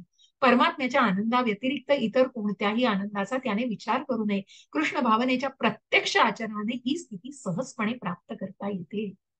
यतो यतो निश्चलती मनश्चंचलमस्थिरम ततस्तस्तो नियम्यैत तदात्मन्येव वंशनयेत. वशं नयेत. हरे कृष्ण माताजी. हरे कृष्ण माताजी. आपल्या चंचल आणि अस्थिर स्वभावामुळे मन जेथे जेथे भरकटते तेथून मनुष्याने ते खेचून घ्यावे आणि आत्म्याच्या नियंत्रणात आणावे. हरे कृष्ण. हरे कृष्ण. मग आता पुढे जाऊन अर्जुन प्रश्न विचारणारच आहे, पण बघा मनाचा स्वभाव चंचल आणि अस्थिर आहे. कारण मन चिंती ते वैरीनं चिंती हो, इतकं मन चंचल आहे. आपला वैरी सुद्धा चिंतणार नाही, इतकं आपलं मन वाईट, इतकं आपलं मन वाईट चिंतत असतं. आणि म्हणून या मनालाच मार्गदर्शन करणं किती गरजेचं आहे. कारण हे मन सगळ्यात मोठा, म्हणून प्रल्हाद महाराज म्हणतात, अहो बाहेर कुठे शत्रू शोधताय, तुमच्या आतच तुमचा शत्रू आहे. तुमचा आत, तुमचं मन तुमचा शत्रू आहे. आणि मग त्याला मित्र कसं बनवायचंय, त्या मित्र बनवण्याच्याच प्रक्रियेला, कारण त्या शत्रुत्वापासून स्वतःचा बचाव करण्यासाठी जसं आपण आपल्या एखादा शत्रू हल्ला करणार आहे त्याप्रमाणे त्या मनाला नियंत्रित करण्यासाठी ते स्वतःला प्रबळ केलं पाहिजे. Remote control should be in your hand. तुमच्या हातात रिमोट कंट्रोल पाहिजे. त्या रिमोट कंट्रोलच्या हातात आपण नकोय. आणि म्हणूनच त्या मनाच्या हातात आपण, त्या मनाच्या कयात आपण जाता कामा नये. त्या मनाला स्वतःच्या कयात ठेवणं गरजेचं आहे. इंद्रियांना आणि मनाला त्या कह्यात ठेवणं, जाणं त्यांच्या, की ते डिसाईड नाही करू शकत की आपण काय बघायचंय, काय खायचंय. त्या मनाला आपण कुठेही भरकटू देता कामा नये. आणि म्हणूनच अशा प्रकारे जेव्हा जो मनाला आणि इंद्रियांनाही संयमित करतो, अशा अशा आत्मसाक्षात्कारी व्यक्तीला गोस्वामी म्हटलेलं आहे. कारण गोस्वामी, की जो जो स्वामित्व, जो इंद्रियांवर स्वामित्व मिळवतो, तो गोस्वामी. आणि म्हणून त्याला गोस्वामी, चैतन्य महाप्रभूंनी या सगळ्या 6 गोस्वामींना जी पदवी दिलेली आहे, कारण त्यांनी स्वतःच्या इंद्रियांवर, मनावर नियंत्रण मिळवलेलं आहे आणि म्हणून ते गोस्वामी आहे. नाहीतर गोदासा आहे म्हणतात, की जे दास होतात, जे मनाचा, इंद्रियांचा दास होतात, ते गोदासा आहे. आणि मग म्हणूनच अशा प्रकारे गोस्वामित्व स्वीकारणं, की त्या मनाच्या, इंद्रियांच्या स्वामित्वाला आणि त्या मनाच्या इंद्रियांवर नियंत्रण मिळवणाऱ्या व्यक्तीसारखं बनायचं, आणि त्यांना स्वामी असं म्हणतात, गोस्वामी असं म्हणतात. आणि मनाचं ज्यांच्यावर नियंत्रण आहे आणि त्याला गोदासा किंवा गो किंवा इंद्रियांचा दास असं म्हणतात. गोस्वामी व्यक्तीला इंद्रिय सुखाची पातळी माहीत नसते. दिव्य इंद्रिय सुखामध्ये ही इंद्रियांचे स्वामी ऋषिकेश श्रीकृष्ण यांच्या सेवेमध्ये युक्त असतात. विशुद्ध इंद्रियांद्वारे केलेल्या श्रीकृष्णाच्या सेवेलाच कृष्ण भावना असं म्हणतात. कारण ती इंद्रिय सगळी कृष्णाला संतुष्ट करण्यामध्येच मग्न असतात हो. स्वतःला काय, मला हे हवंय, मला ते हवंय, हा करण्याचा वेळच नसतो त्या व्यक्तीला. कृष्ण भावना इतकी दृढ झालेली असते. इंद्रियांना पूर्णपणे नियंत्रित करण्याचा हाच मार्ग आहे. अधिक काय सांगावे, योगाभ्यासाची हीच परम सिद्धी आहे. प्रशांत मनसंयेनं योगिनं सुखमुत्तमं उपैति शांतरजसं ब्रह्मभूत कल्मषम. हरे कृष्ण माताजी. कृष्ण माताजी, ज्या योगी मनुष्याचे मन माझ्यावर स्थिर झाले आहे त्याला निश्चितच दिव्य सुखाची परमावधी प्राप्त होते. तो रजोगुणाच्या पलीकडे असतो, त्याला ब्रह्माशी असलेल्या गुणात्मक स्वरूपाचा साक्षात्कार होतो आणि याप्रमाणे तो आपल्या पूर्व कर्मफलापासून मुक्त होतो. हरे कृष्ण. हरे कृष्ण. आणि म्हणूनच ज्याचं मन हे भौतिक इंद्रिय विषयांमध्ये गुंतलेलं नसून ते भगवंतांवरती पूर्णपणे स्थिर झालेलं आहे, त्याला निश्चितच दिव्य सुखाची परमावधी प्राप्त होते.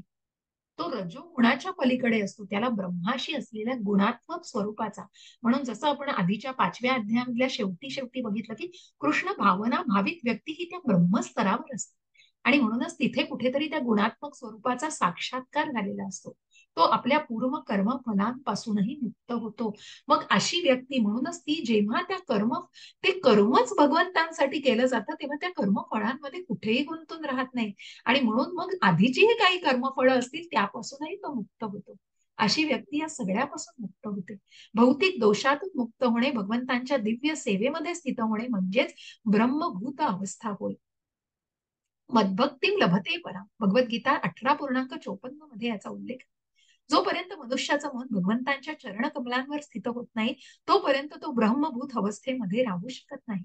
सवयी मन कृष्ण पदारविंदयोः, भगवंतांच्या दिव्य प्रेममयी सेवेमध्ये निरंतर युक्त राहणे किंवा कृष्ण भावना भावित राहणे म्हणजेच भौतिक दोषातून आणि रजोगुणातून मुक्त. रजोगुण म्हणजे वासनेमध्ये जो अडकलेला आहे, इंद्रिय तृप्तीमध्ये जो अडकलेला आहे. सगळं करतोय, कर्म करतोय, पण कशासाठी? स्वतःच्या इंद्रिय तृप्तीसाठी. ती रजोगुण आणि त्याच्यातनं मग तो स्वतःला मुक्त करू शकतो. युज्यन्नेवं सदात्मानं योगी विगत कल्मषः सुखेन ब्रह्म संस्पर्शम अत्यंतम सुखमश्नुते. हरे कृष्ण माताजी. हरे कृष्ण माताजी. त्याप्रमाणे योग अभ्यासामध्ये निरंतर युक्त असलेला योगी सर्व भौतिक दोषातून मुक्त होतो आणि भगवंतांच्या दिव्य प्रेममय सेवेमध्ये परिपूर्ण सुखाच्या परमोच्च अवस्थेची प्राप्ती करतो. हरे कृष्ण. हरे. आत्मसाक्षात्काराबद्दलच सांगितलेलं. सर्वभूतस्थमात्मानं सर्वभूतानि चात्मनी इक्षते योगयुक्तात्मा सर्वत्र समदर्शनः. हरे कृष्ण माताजी. वास्तविक योगी सर्व प्राणी मात्रांमध्ये मला पाहतो आणि सर्व प्राणी मात्रांना सुद्धा माझ्यामध्ये पाहतो. निसंदेह आत्मसाक्षात्कारी व्यक्ती मला भगवंतांना सर्वत्र पाहतात. हरे कृष्ण. हरे कृष्ण. जसं आपण आधीच्या 5व्या अध्यायामध्ये पण बघितलं, विद्या विनय संपन्न.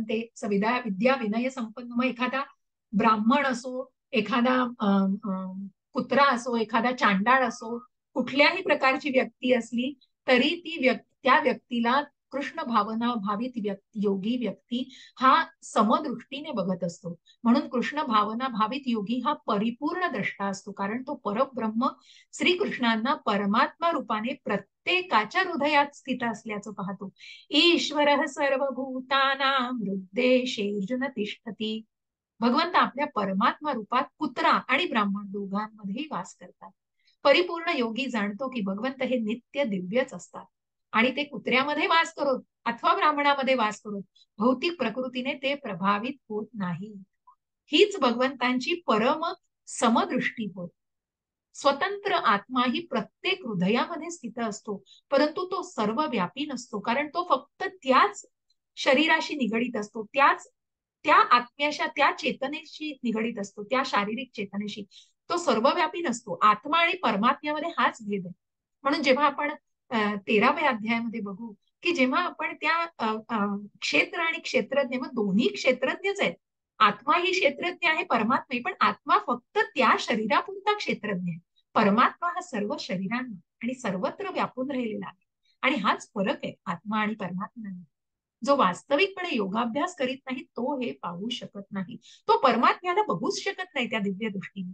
कृष्ण भावना भावित मनुष्य हा श्रीकृष्णांना श्रद्धायुक्त आणि श्रद्धाहीन दोन्ही प्रकारच्या मनुष्यामध्ये पाहू शकतो. मग तो चांडाळ असू दे किंवा ब्राह्मण असू दे, तो निश्चितच त्याला बघू शकतो. कारण प्रत्येक जीवामध्ये परमात्मा आहे. हो, प्रत्येक जीवामध्ये गर्भोदकशाही विष्णू या रूपामध्ये भगवंत आहेत आणि प्रत्येक जीवामध्ये ते त्यांचं वास्तव्य आहे. स्मृतीमध्ये याला पुढील प्रमाणे पुष्टी दिली आहे. आतत्वाच मातृत्वाच आत्मा ही परमो हरी. हरी भगवंत हे सर्व जीवांचे उगमस्थान असल्यामुळे ते पालन करता आणि मातेप्रमाणे आहे. ज्याप्रमाणे माता सर्व मुलांशी समानतेने वागते, त्याचप्रमाणे परमपिता किंवा माता भगवंत ही समानतेने वागतात. म्हणून परमात्मा प्रत्येक जीवामध्ये नित्य वास करतात. यो मां पश्यति सर्वत्र सर्वं च मयि पश्यति तस्याहं न प्रणश्यामि स च मे न प्रणश्यति. हरे कृष्ण माताजी. हरे कृष्ण माताजी. जो मला सर्वत्र पाहतो आणि सर्व काही माझ्यामध्ये पाहतो त्याला मी कधीच दुरावत नाही, तसे तोही मला कधी दुरावत नाही. हरे कृष्ण. हरे कृष्ण. तो भक्तच असू शकतो. मग तो भगवंतांमध्ये सर्व काही पाहतो, कारण सगळं चराचर जसं विश्वरूप दर्शन अर्जुनाला भगवंत दाखवणार आहेत, संपूर्ण चराचर भगवंतांमध्ये दिसतंय. म्हणून तो भक्त त्या भगवान रूपाशी, म्हणून अर्जुनही नंतर प्रश्न विचारतोय, कारण जेव्हा तो विश्वरूप बघतो तेव्हा मग नंतर तुम्हाला काही अध्यायांमधला उल्लेख सांगणार आहे. कारण अर्जुन हा भगवंतांचा लाडका भक्त आहे. हो, लाडका शिष्य आहे. त्यांनी भगवंतांना कधीच जाणलेलं आहे. म्हणून तर एवढी सगळी दुःख सहन केली 5 पांडवांनी, जे दैवी स्वभावाचे आहेत, परंतु त्यांना एकच भगवंत आपल्या बरोबर आहेत, ऋषिकेश आपल्या बरोबर आहेत. म्हणून असंख्य दुःखांना ज्यांनी सहन केलेलं आहे, परंतु त्याचा निश्चितच भगवंत बरोबर असल्यामुळे, आणि म्हणूनच तो अर्जुन सुद्धा भगवंतांचीच निवड करतो, कारण भगवंत जिथे आहे तिथे कशाचीच कमतरता नाहीये. आणि म्हणूनच मग भगवंत त्याला कधीच दुरावत नाहीत आणि तसेच तोही मला कधी दुरावत नाही. भक्त भगवंतांपासून वेगळा नाही. कृष्ण भावना भावित व्यक्ती निश्चितच भगवान श्रीकृष्णांना सर्वत्र पाहते आणि सर्व काही श्रीकृष्णांमध्ये पाहते. अशी व्यक्ती भौतिक प्रकृतीच्या सर्व निरनिराळ्या अभिव्यक्तींना पाहत असल्याचे दिसते, परंतु सर्व काही श्रीकृष्णांच्या शक्तीचं प्रकटीकरण असल्याचं त्याला ज्ञान असल्याने प्रत्येक गोष्टीत त्याला श्रीकृष्णाच्या उपस्थितीची जाणीव असते. श्रीकृष्णांशिवाय कोणतीही गोष्ट अस्तित्वात राहूच शकत नाही आणि श्रीकृष्ण हेच सर्व गोष्टींचे अधिपती आहेत. हेच कृष्ण भावनेचे आधारभूत तत्व आहे. कृष्ण भावना म्हणजेच कृष्ण प्रेमाची परिपक्वता होय आणि ही स्थिती भौतिक मोक्षाच्याही अतीत आहे. आत्मसाक्षात्काराच्या अतीत या कृष्ण भावनेच्या स्तरावर भक्त श्रीकृष्णांची एकरूप होतो. अर्थात भक्तासाठी श्रीकृष्ण हेच सर्वस्व होतात आणि भक्त कृष्ण प्रेममय होतो. त्या प्रेमाच्या पातळीवर भक्त जातो. आणि म्हणूनच जेव्हा ती भावभक्ती आणि प्रेमभक्तीची जी स्टेज आहे तिथे तो भक्त पोहोचलेला असतो, त्यानंतर भगवंत आणि भक्त यांच्यामध्ये अत्यंत निकट संबंध प्रस्थापित होतात. त्या अवस्थेमध्ये जीवाचा कधीच विलय होऊ शकत नाही. तसेच भगवंतही भक्ताच्या दृष्टीआड होत नाहीत. श्रीकृष्णांमध्ये विलीन होणं म्हणजेच आध्यात्मिक विनाशच आहे. श्रीकृष्णांमध्ये विलीन होणं म्हणजे आध्यात्मिक विनाशच आहे. भक्त असा धोका पत्करीत नाही. कारण बघा की जिथे निर्विशेष म्हणजे याच्यामध्ये आपल्याला बघायचंय की एकरूप नाही, अस्तित्व वेगळं आहे. भगवंतांपासून आपण वेगळे आहोत, आपण एकत्र होणार नाहीये, विलीनता नाहीये तिथे. आणि हे भक्त अगदी योग्य प्रकारे जाणतो. म्हणून ब्रह्मसंहितेमध्ये म्हटलंय प्रेमांजन चुरित भक्ती विलोचनेनं, की ते ते अंजन घालायचंय की भक्त त्याच त्याच त्या भक्तानी त्या प्रेमाचं अंजन घातलंय डोळ्यामध्ये आणि तो भगवंताला बघतो आहे ते अंजन घालून डोळ्यामध्ये. आणि तोच भगवंताला त्या दृष्टीने बघू शकतो, त्या भक्तीच्या दृष्टीने बघू शकतो. तोच भगवंतांची ती प्रेम भक्तीचा तो टप्पा भगवंतांशी गाठू शकतो आणि तसा संबंध प्रस्थापित करू शकतो. आणि म्हणून मी आदिपुरुष श्री गोविंदांना प्रणाम करतो, ज्यांना भक्त प्रेमरूपी अंजनाने माखलेल्या नेत्रांनी पाहतात. भक्ताच्या हृदयामध्ये निवास करणाऱ्या श्री गोविंदांना त्यांच्या शाश्वत श्याम सुंदर रूपामध्ये पाहिले जाते. या अवस्थेत भगवान श्रीकृष्ण भक्ताच्या दृष्टी पुढे कधीही अगोचर होत नाहीत. तसेच भक्तही भगवंतांच्या दृष्टीआड होत नाही. हृदयास्थित परमात्म्याला पाहणाऱ्या योगीच्या बाबतीतही हीच गोष्ट लागू पडते. असा योगी विशुद्ध भक्त बनतो आणि स्वतःच्या ठाई भगवंतांना पाहिल्या विना क्षणभर जगणेही तो सहन करू शकत नाही. आणि म्हणूनच तो भगवंतांचं इतकं इतकं इतकं ते म्हणतो ना आपण तिन्ही त्रिकाळ म्हणजे की भगवंतांचं नामस्मरण. आणि मग भगवंत जिथे तिथे मग कुठलेही भगवंतही त्याच्या दृष्टीआड होत नाही आणि तो भक्तही भगवंतांच्या दृष्टीआड होत नाही. सर्वभूत स्थितं यो मां भजते तत्वमा स्थितः सर्वथा वर्तमानोऽपि स योगी मयि वर्तते. हरे कृष्ण माताजी. हरे कृष्ण माताजी. जो योगी मी आणि परमात्मा अभिन्न असल्याचे जाणून परमात्माच्या भक्तिपूर्ण सेवेमध्ये युक्त होतो, तो सर्व परिस्थितीत माझ्यामध्ये सदैव निवास करतो. हरे कृष्ण. हरे कृष्ण. कृष्ण भावना म्हणजे योगाभ्यासातील परमोच्च समाधीस्थ अवस्था होय. म्हणून ज्या भक्ती मार्गाने म्हणून अष्टांग योगाची काय आवश्यकता की इतकी. मग त्याला अर्जुन पुढे जाऊन विचारणार आहे की हे शक्य आहे का. आणि म्हणूनच हे न करता ज्या भक्तीच्या मार्गाने मग भक्ती मार्गावरच ती कृष्ण भावना डेव्हलप होते हो. आणि म्हणूनच कृष्ण भावना म्हणजेच योगाभ्यासातील परमोच्च त्या अष्टांग योगाचा 8वां अंग हे समाधीस्थ अवस्था होय. श्रीकृष्ण हेच परमात्मा रूपाने प्रत्येकाच्या हृदयामध्ये उपस्थित आहेत. केवळ या ज्ञानानेच योगी निर्दोष होतो. भगवंतांच्या या अचिंत्य शक्तीबद्दल वेद गोपलतापनी उपनिषद 1:21 याप्रमाणे यामध्ये सांगतात, पुढील प्रमाणे सांगतात, एकोपी सन बहुधा योवा भवती भगवंत यो भवती वा. म्हणजे कशा प्रकारे एकोपी सन्व बहुधा यो व भाती. Okay sorry. म्हणजे कशा प्रकारे भगवंत जरी एकच असले तरी हे असंख्य म्हणजे सन बहुधा कशा प्रकारे एकच भगवंत जरी एकच आहेत, एकोपी एकच असले तरी ते असंख्य हृदयांमध्ये की जसं आपण म्हणतो अचिंत्य भेदाभेद की जिथे भगवंतांचे जे त्यांनी जे विश्वरूप दर्शन दाखवलंय ते तिथेच म्हणजे कुठे दुसरीकडे न जाता एका ठिकाणी भगवंत रथामध्ये आरूढ आहेत त्या भगवान रूपामध्ये. आणि तिथेच भगवंत विश्वरूप दर्शन दाखवत आहेत. भगवंतांचं ते अद्भुत असं रूप दाखवतायत अर्जुनाला तिथेच रथाच्या मागे हो, तिथेच त्या कुरुक्षेत्रावरती. आणि म्हणूनच असा अचिंत्य भेदाभेद आणि एकाच वेळेला भगवंत अशा प्रकारे वेगवेगळे रूप दाखवू शकतात. त्याचप्रमाणे भगवंत जरी एक असले तरी ते असंख्य हृदयामध्ये उपस्थित आहेत. कारण ते जे तत्व आहे ना विष्णू तत्व, महाविष्णूचं हे जे तत्व आहे प्रत्येक ब्रह्मांडामध्ये एंटर केलेलं आहे, प्रत्येक ब्रह्मांडामध्ये प्रवेश केलेला आहे.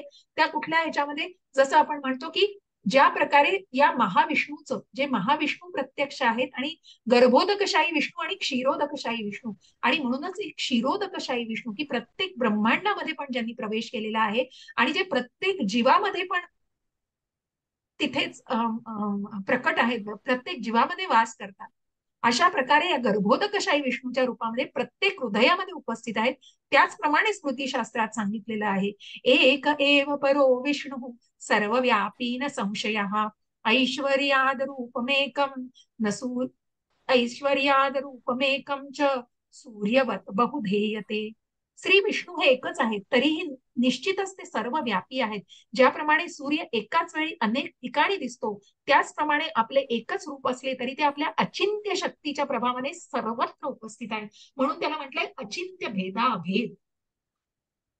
एकाच वेळेला ते वेगवेगळ्या रूपाने प्रकट होऊ शकतात. आपल्या एका इंद्रियाने, म्हणून आपण जेव्हा नैवेद्य दाखवतो, भगवंत आपल्या डोळ्यांनी, आपल्या कुठल्याही इंद्रियांनी तो नैवेद्य ग्रहण करू शकतात. आणि म्हणूनच अशा प्रकारे भगवंतांची कुठलीही इंद्रिय कुठल्याही कार्यक्षमतेला, कार्याची क्षमता असते त्यांच्यामध्ये. आणि म्हणूनच ते ऋषिकेश आहेत, म्हणून ते भगवंत आहेत, ते आध्यात्मिक आहेत. आणि म्हणूनच असं हे विष्णूचं तत्व, हे एकाच वेळेला विष्णू हे निरनिराळ्या रूपामध्ये निश्चितच तिथे उपस्थित आहेत त्यांच्या शक्तीद्वारे. मग जेव्हा आपण नेक्टर ऑफ इन्स्ट्रक्शन उपदेशामृतामध्ये सुद्धा म्हटलेले कशा प्रकारे आंतरिक, मग ज्या 7व्या अध्यायात आपण जाऊन बघणार आहोत, पराशक्ती, अपराशक्ती, तटस्थ शक्ती, भगवंतांची ही जी शक्ती आहे ज्याच्याने अनेक प्रकृतीची भगवंतांनी सगळ्याची निर्मिती केलेली आहे, मग अशा शक्तींना आपण तिथे जाणणार आहोत. आत्मा आत्मा आत्मौपम्येन सर्वत्र समं पश्यति योऽर्जुन सुखं वा यदि वा दुःखं सयोगी परमो मतः. बघा पुन्हा ते सुख दुःखस्य. हरे कृष्ण माताजी. हरे कृष्ण माताजी. हे अर्जुन, जो आपल्या स्वतःच्या तुलनेने सर्व जीवांकडे त्यांच्या सुखामध्ये आणि दुःखामध्ये वास्तविक समतेने पाहतो, तोच परिपूर्ण योगी होईल. हरे कृष्ण. हरे कृष्ण. आणि म्हणूनच कृष्ण भावना भावित व्यक्तीचं पुन्हा इथे सेम उदाहरण, काही गोष्टींचं ते पुन्हा पुन्हा उल्लेख आहे की परिपूर्ण योगी ज्याला आपण म्हटलेलं आहे. योयम, मग अर्जुन म्हणतोय आता, अर्जुन उवाच योयम योगस्त्वया प्रोक्तः साम्येन मधुसूदन एतस्याहं न पश्यामि चंचलत्वा स्थिती स्थिराम. बघा अर्जुन काय म्हणतोय. अर्जुन म्हणाला, हरे कृष्ण. हरे कृष्ण माताजी. अर्जुन म्हणाला, हे मधुसूदन, तुम्ही सांगितलेली योग पद्धती ही मला अव्यवहार्य. माताजी पुढे काहीतरी असह्य मिस्टेक आहे वाटले ना, किंवा म्हणजे किंवा गेलाय ते. हा येस येस, काही हो काही हो ते हो, टायपो एरर. अव्यवहार्य, हो, असह्य वाटते, कारण मन हे चंचल आणि अस्थिर आहे. हरे कृष्ण. हरे कृष्ण.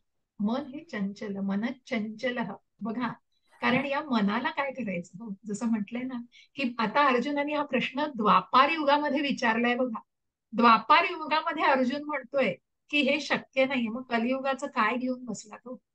शुचौ देशे पासून प्रारंभ होणारे आणि योगी परमहा या शब्दामध्ये अंत होणारे योग पद्धतीचं वर्णन भगवान श्रीकृष्णांनी अर्जुनाला केले.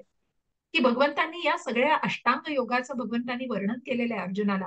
मग अगदी यम, नियम, आसन कसं असावं, प्राणायाम, प्रत्याहार काय, धारणा, ध्यान, समाधीस्थ अवस्था, शेवटची अवस्था जी गाठलेली आहे त्यापर्यंत भगवंतांनी सांगितलेलं आहे. आणि म्हणूनच असा हा योगी परिपूर्ण अवस्था, ज्यांनी समाधीस्थ अवस्था, जिथे भगवंतांशी जोडला गेलेला आहे, अशी ती परमोच्च अवस्था ज्यांनी गाठलेली आहे, अशा या शब्दामध्ये योगी, योगी परमहा या शब्दामध्ये अंत होणाऱ्या योग पद्धतीचं वर्णन भगवान श्रीकृष्णांनी अर्जुनाला केलं. या पद्धतीचा अर्जुनाने अस्वीकार केला. कारण त्याला काय वाटतंय, कारण त्याला वाटले की आपण या योग पद्धतीचा अभ्यास करण्यात असमर्थ आहोत. या कलियुगामध्ये सामान्य मनुष्याला गृहत्याग करून वनामध्ये किंवा अरण्यामध्ये एकांतवासात योगाभ्यास करण्यासाठी जाणं शक्य नाही. या युगाचं लक्षण आहे की मनुष्याचं आयुष्य अत्यंत अल्प असेल आणि या अल्पायुधी जीवनासाठी सुद्धा त्याला अत्यंत कठीण संघर्ष करावा लागेल. साध्या व्यावहारिक साधनांनी सुद्धा आत्मसाक्षात्कार करून घेण्याकडे लोक गंभीरपणे प्रवृत्त होत नाहीत. तर मग या कठीण योग पद्धतीबद्दल काय तर बोलायलाच नको हो.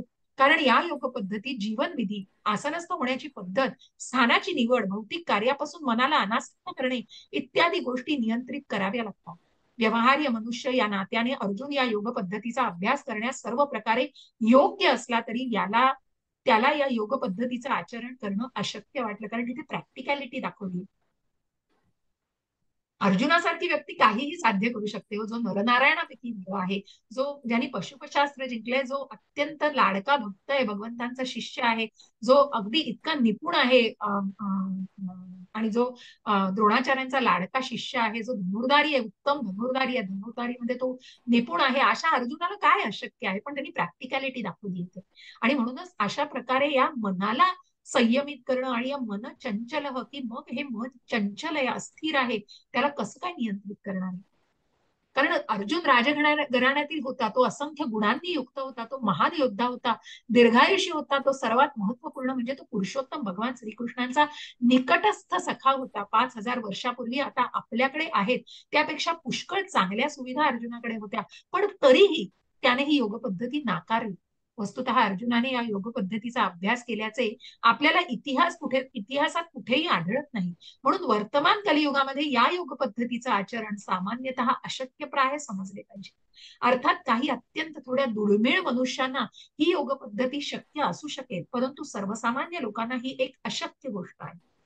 जर 5,000 वर्षापूर्वी ही स्थिती होती तर सद्यस्थितीबद्दल काय बोलावं?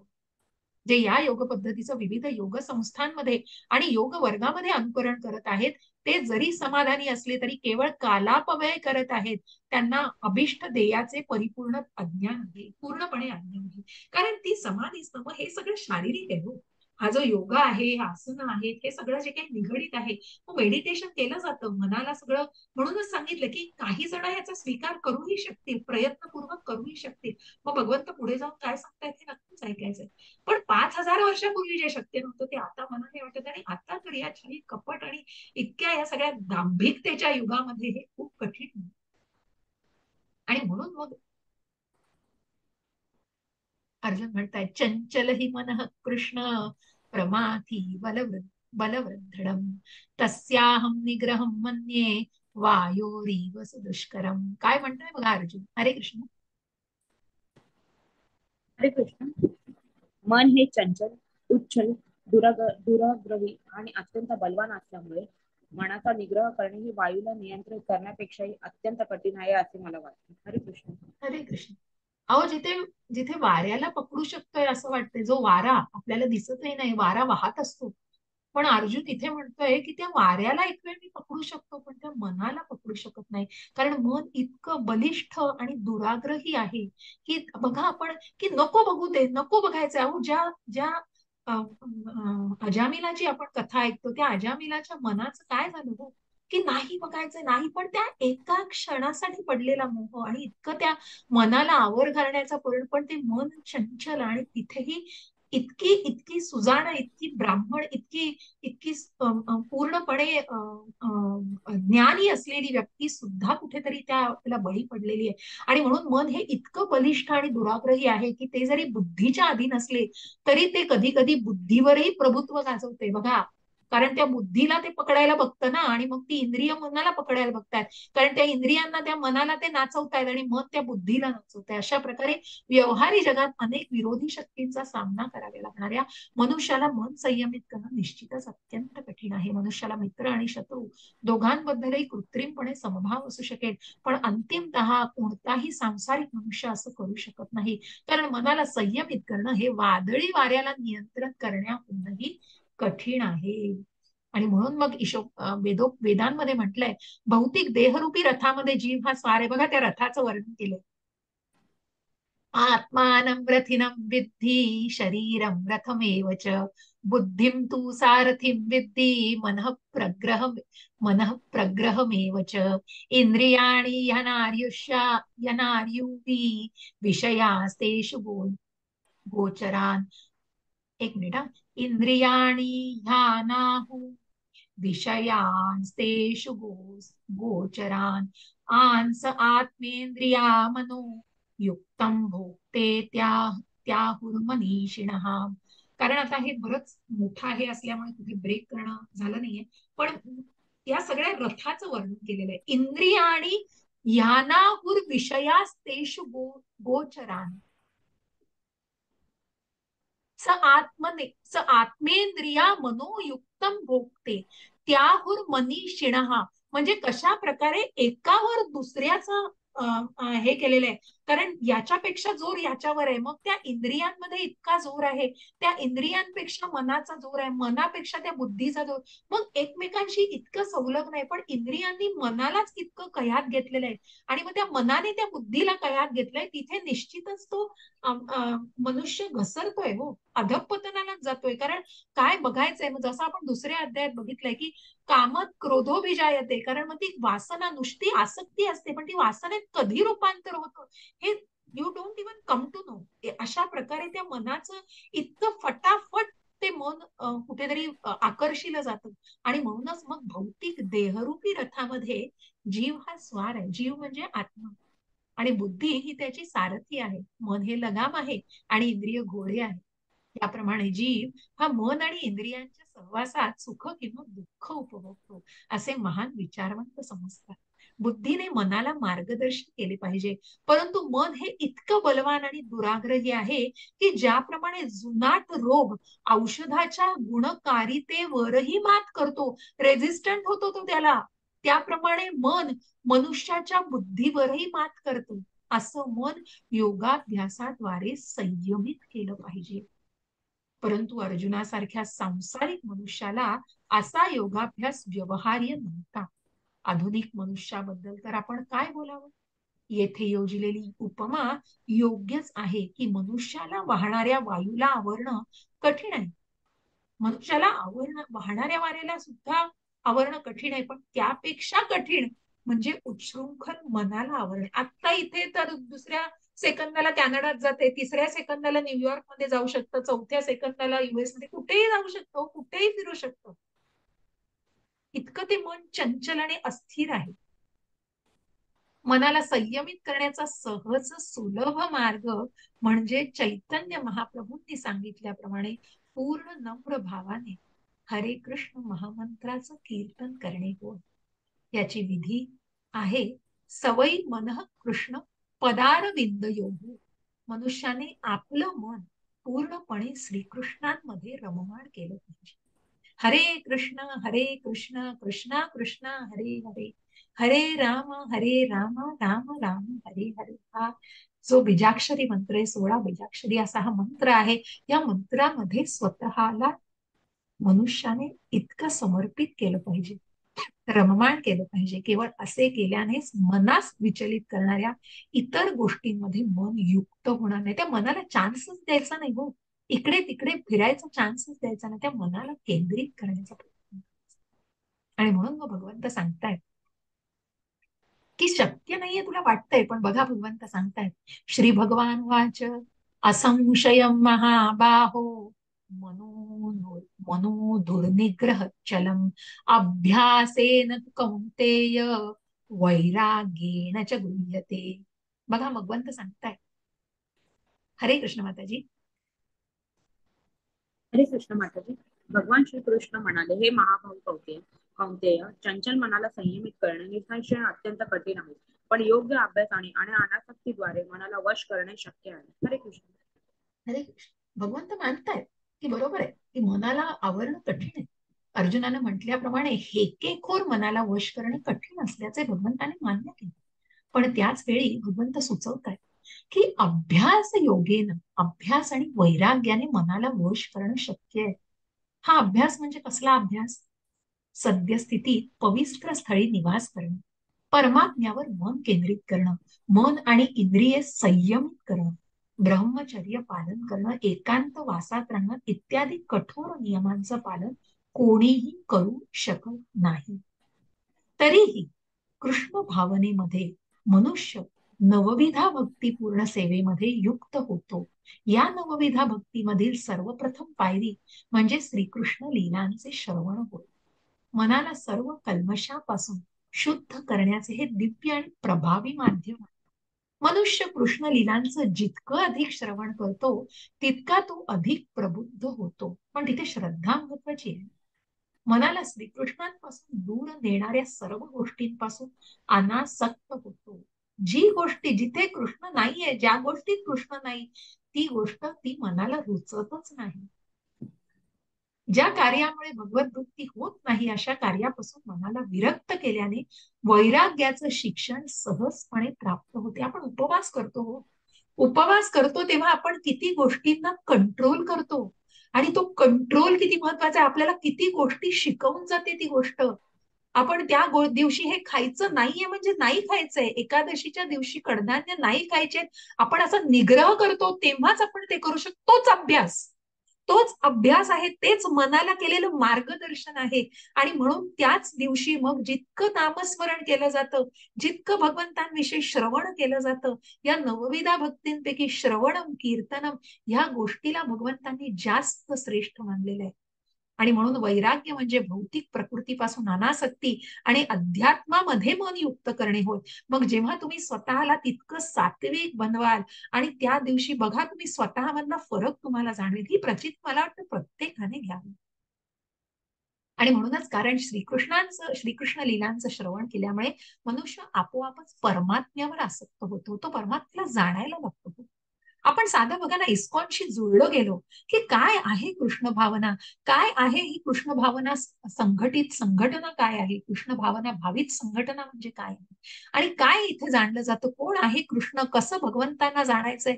मग आपण जे आहो, जिथे जिथे परदेशामध्ये कृष्णही माहित नाही, महाभारत जिथे माहित नाही कोणामध्ये झालं काय झालं, तिथे त्या लोकांनी प्रभुपादांवर इतका दृढ विश्वास ठेवला.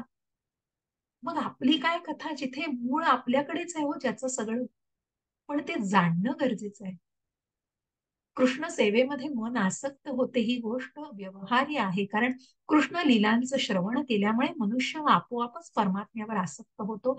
या आसक्तीला परेशानुभूती किंवा आध्यात्मिक तृप्ती असं म्हटलं जातं. परेशानुभूती म्हणजे अनुभूती कुठल्या प्रकारची, वेगळ्या स्वरूपाची. ज्याप्रमाणे भुकेल्या मनुष्याला अन्नाचा प्रत्येक घास खाल्ल्यावर समाधान प्राप्त होत असते, भुकेला असताना मनुष्य जितके अधिक खातो तितका तो समाधानी होतो आणि तितकीच शक्ती त्याला प्राप्त होते. त्याचप्रमाणे भक्तीपूर्ण सेवा केल्याने मनुष्याला दिव्य समाधान प्राप्त होते, कारण त्याचं मन भौतिक विषयांपासून अनासक्त होते. मग नाही वाटत हो त्याच्यामध्ये काही, काय ठेवलंय, अरे काय हे छोट्या छोट्या आणि अगदी क्षुल्लक गोष्टींसाठी भांडतायत आणि क्षुल्लक गोष्टींसाठी या गोष्टी, मग अक्षरशः त्या गोष्टींचा विचार अशा, मग तो जो अँगल आहे ना, तो अँगल खूप बदलतो आणि तो अँगल खूप महत्वाचा आहे. मग ही अनासक्तता म्हणजे त्या टप्प्याला जाणं खूप कठीण आहे हो, त्याला खूप अनेक जन्मही घ्यायला लागतील कदाचित आपल्याला, पण निदान सुरुवात कळेल. आणि ती सुरुवात जी आहे ना, ती सुरुवात या भावनेपासून होते की अरे काय त्याच्यामध्ये ठेवलंय, अरे नाही त्याला जर मिळालं तर काय हरकत आहे, काय काय गरज आहे.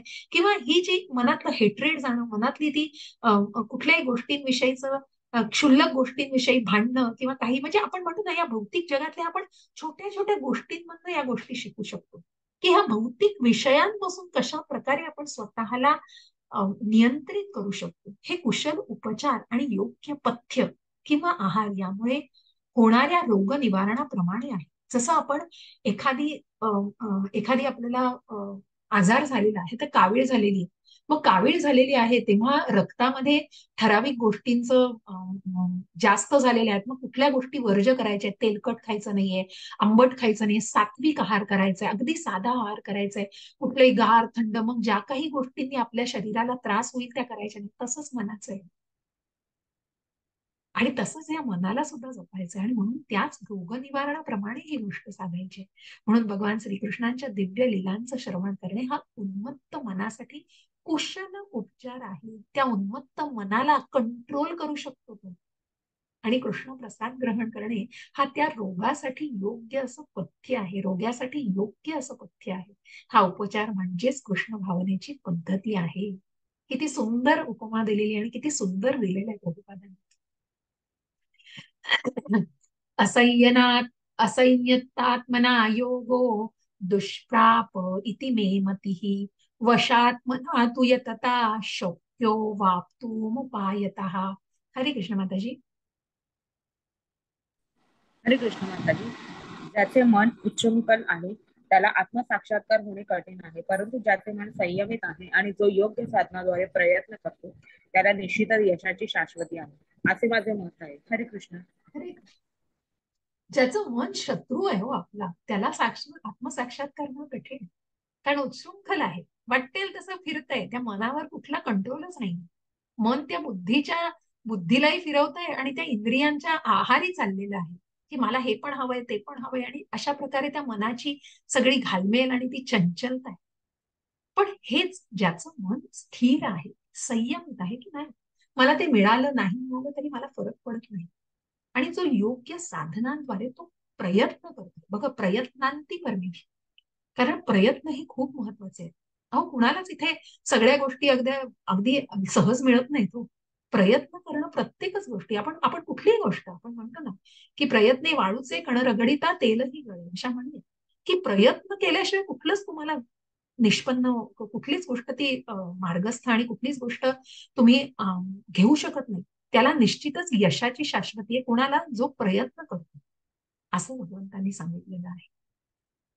आणि म्हणून भगवंत सांगतायत की मनाला भौतिक कार्यापासून अनासक्त करण्यासाठी जो मनुष्य योग्य उपचारांचा स्वीकार करीत नाही, तो कदाचितच आत्मसाक्षात्कारामध्ये यशप्राप्ती करू शकतो. कारण तो प्रयत्न करत नाही, म्हणून त्याची कुठेतरी ती साशंकता आहे, कुठेतरी साशंक आहे, कुठेतरी शंका घेतली जाते, कुठेतरी कमी पडते ती व्यक्ती, आणि म्हणून तो कदाचितच योगाभ्यासाचा प्रयत्न करताना मनाला भौतिक सुखोपभोगांमध्ये रत करणे, म्हणजे वरून पाणी ओतताना अग्नी पेटवण्याचा प्रयत्न केल्याप्रमाणे. बघा, वरून पाणी ओतल्यावर तो अग्नी पेटणार आहे कसा हो, तशा प्रकारची ती गोष्ट झाली. मानसिक संयमनाशिवाय योगाभ्यास करणं म्हणजे केवळ कालापव्यय आहे. फक्त मग शारीरिक कुठेतरी आसनं केली आहेत, थोडा व्यायाम केला, ही योग पद्धती नाही. तिथे कुठेतरी नियमन गरजेचं आहे, संयम गरजेचा आहे. परंतु आध्यात्मिक साक्षात्काराच्या दृष्टीने पाहिल्यास असा योगाभ्यास व्यर्थ आहे. म्हणून मनुष्याने आपलं मन निरंतर भगवंतांच्या दिव्य प्रेममयी सेवेमध्ये संलग्न करून त्याला संयम केलं पाहिजे. या मनाला संयमित करायचंय, मनाला मार्गदर्शन करायचंय.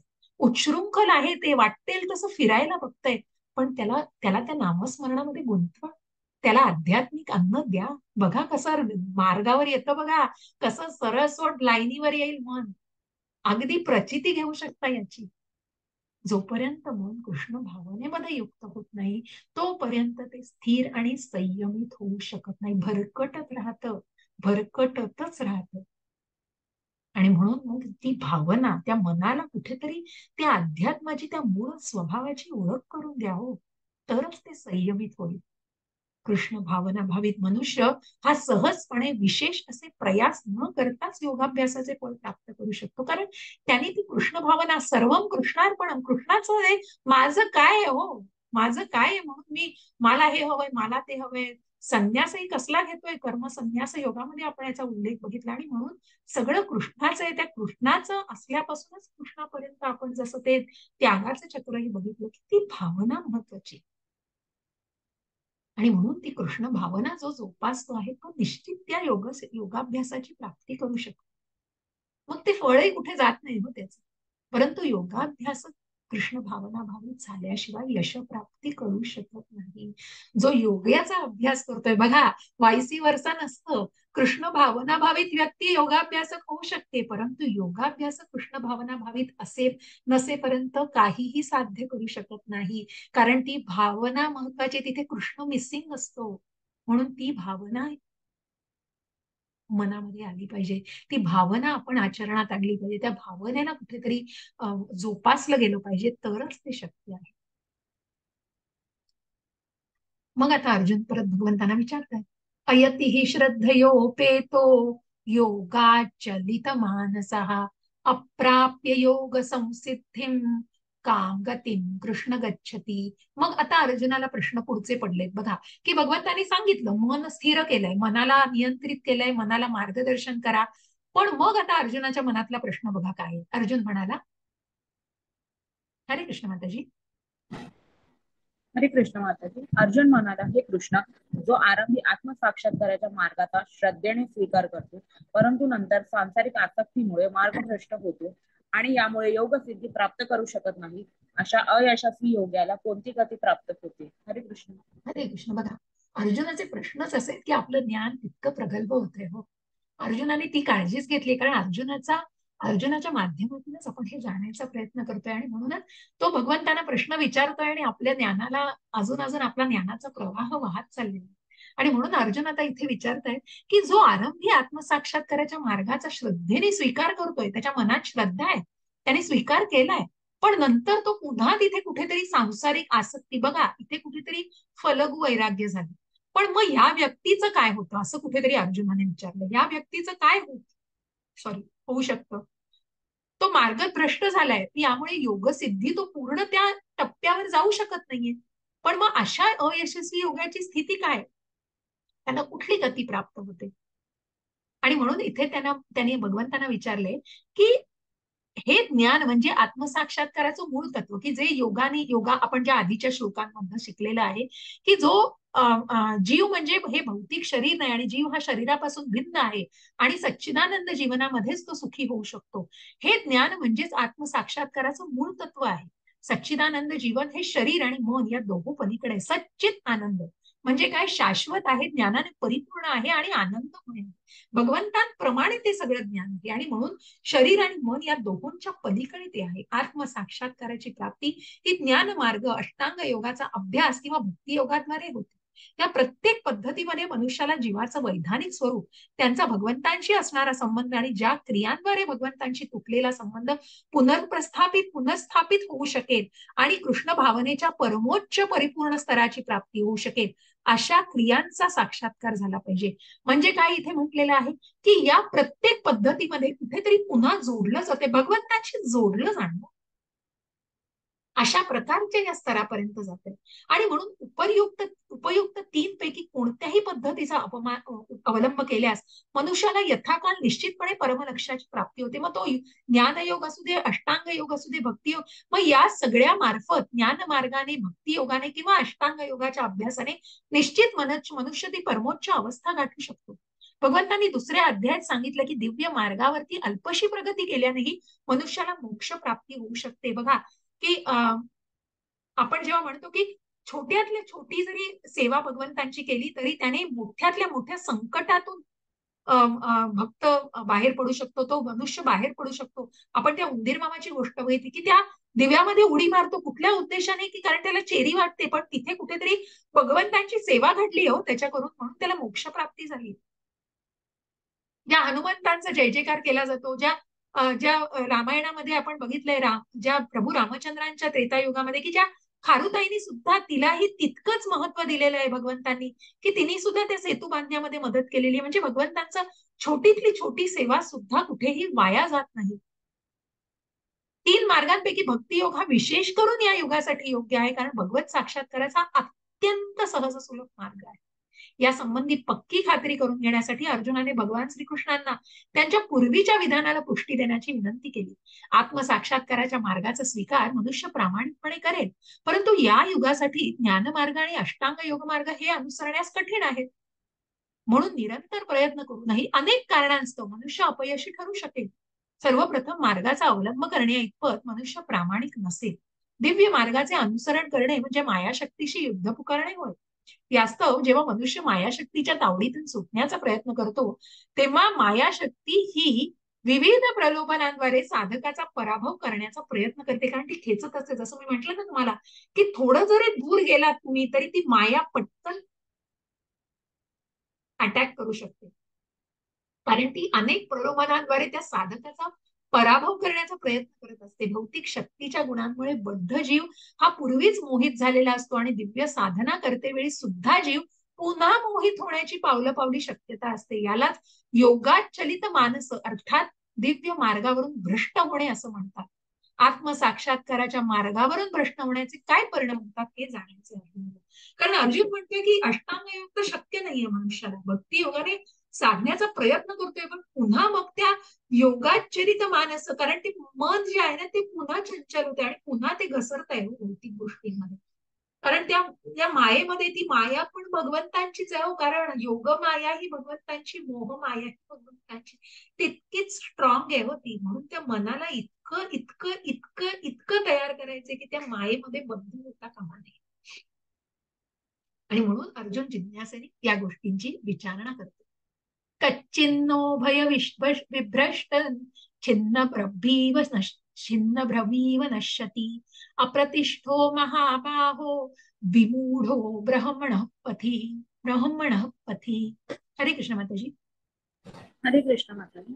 हे महाभाव कृष्ण, ब्रह्मप्राप्तीच्या मार्गावरून भ्रष्ट झालेला असा हा मनुष्य आध्यात्मिक आणि भौतिक यशो मार्गावरून कोणत्याही दिशेला स्थित असलेल्या छिन्न विच्छिन्न ढगाप्रमाणे पतित होऊन भ्रष्ट होत तर नाही ना. हरे कृष्ण माताजी. माताजी अजून मला असं वाटतं की दुसऱ्या क्लासचा आय थिंक वेळ झालाय कदाचित, कारण की एक माताजी 2 वेळा जॉईन होऊन लीव्ह झाले. हो, अच्छा अच्छा, बरं बरं, हो. ओके ओके, हरकत नाही. मग आपण ठीक आहे, आपण लिव्ह करूया आता. आपण 37 पर्यंत घेतलंय ना, कारण कदाचित ही लिंक असेल नंतर. मला वाटतं 6:30 नंतर बहुतेक असते. ठीक आहे, आपण लिव्ह हो. करूया, हरकत नाही. ठीक आहे, क्षमस्व सगळ्यांना. मला मध्ये नव्हतं झालं, कारण गुरुवारी आपण घेतला होता वर्ग, पण सध्या 18 दिवसाचे वर्ग नाहीयेत, म्हणून मला वाटलं नसेल. पण एनिवे, आपण चान्स घ्यायला नको, कुणाचा खोळंबा व्हायला नको त्यांनी. तर मी शेअरिंग स्टॉप करते आणि रेकॉर्डिंग थांबवते. आणि कारण मला कोणाचा हे नाही आला, पण तरीही इट इज बेटर की आपण रेकॉर्डिंग थांबवूया. येस.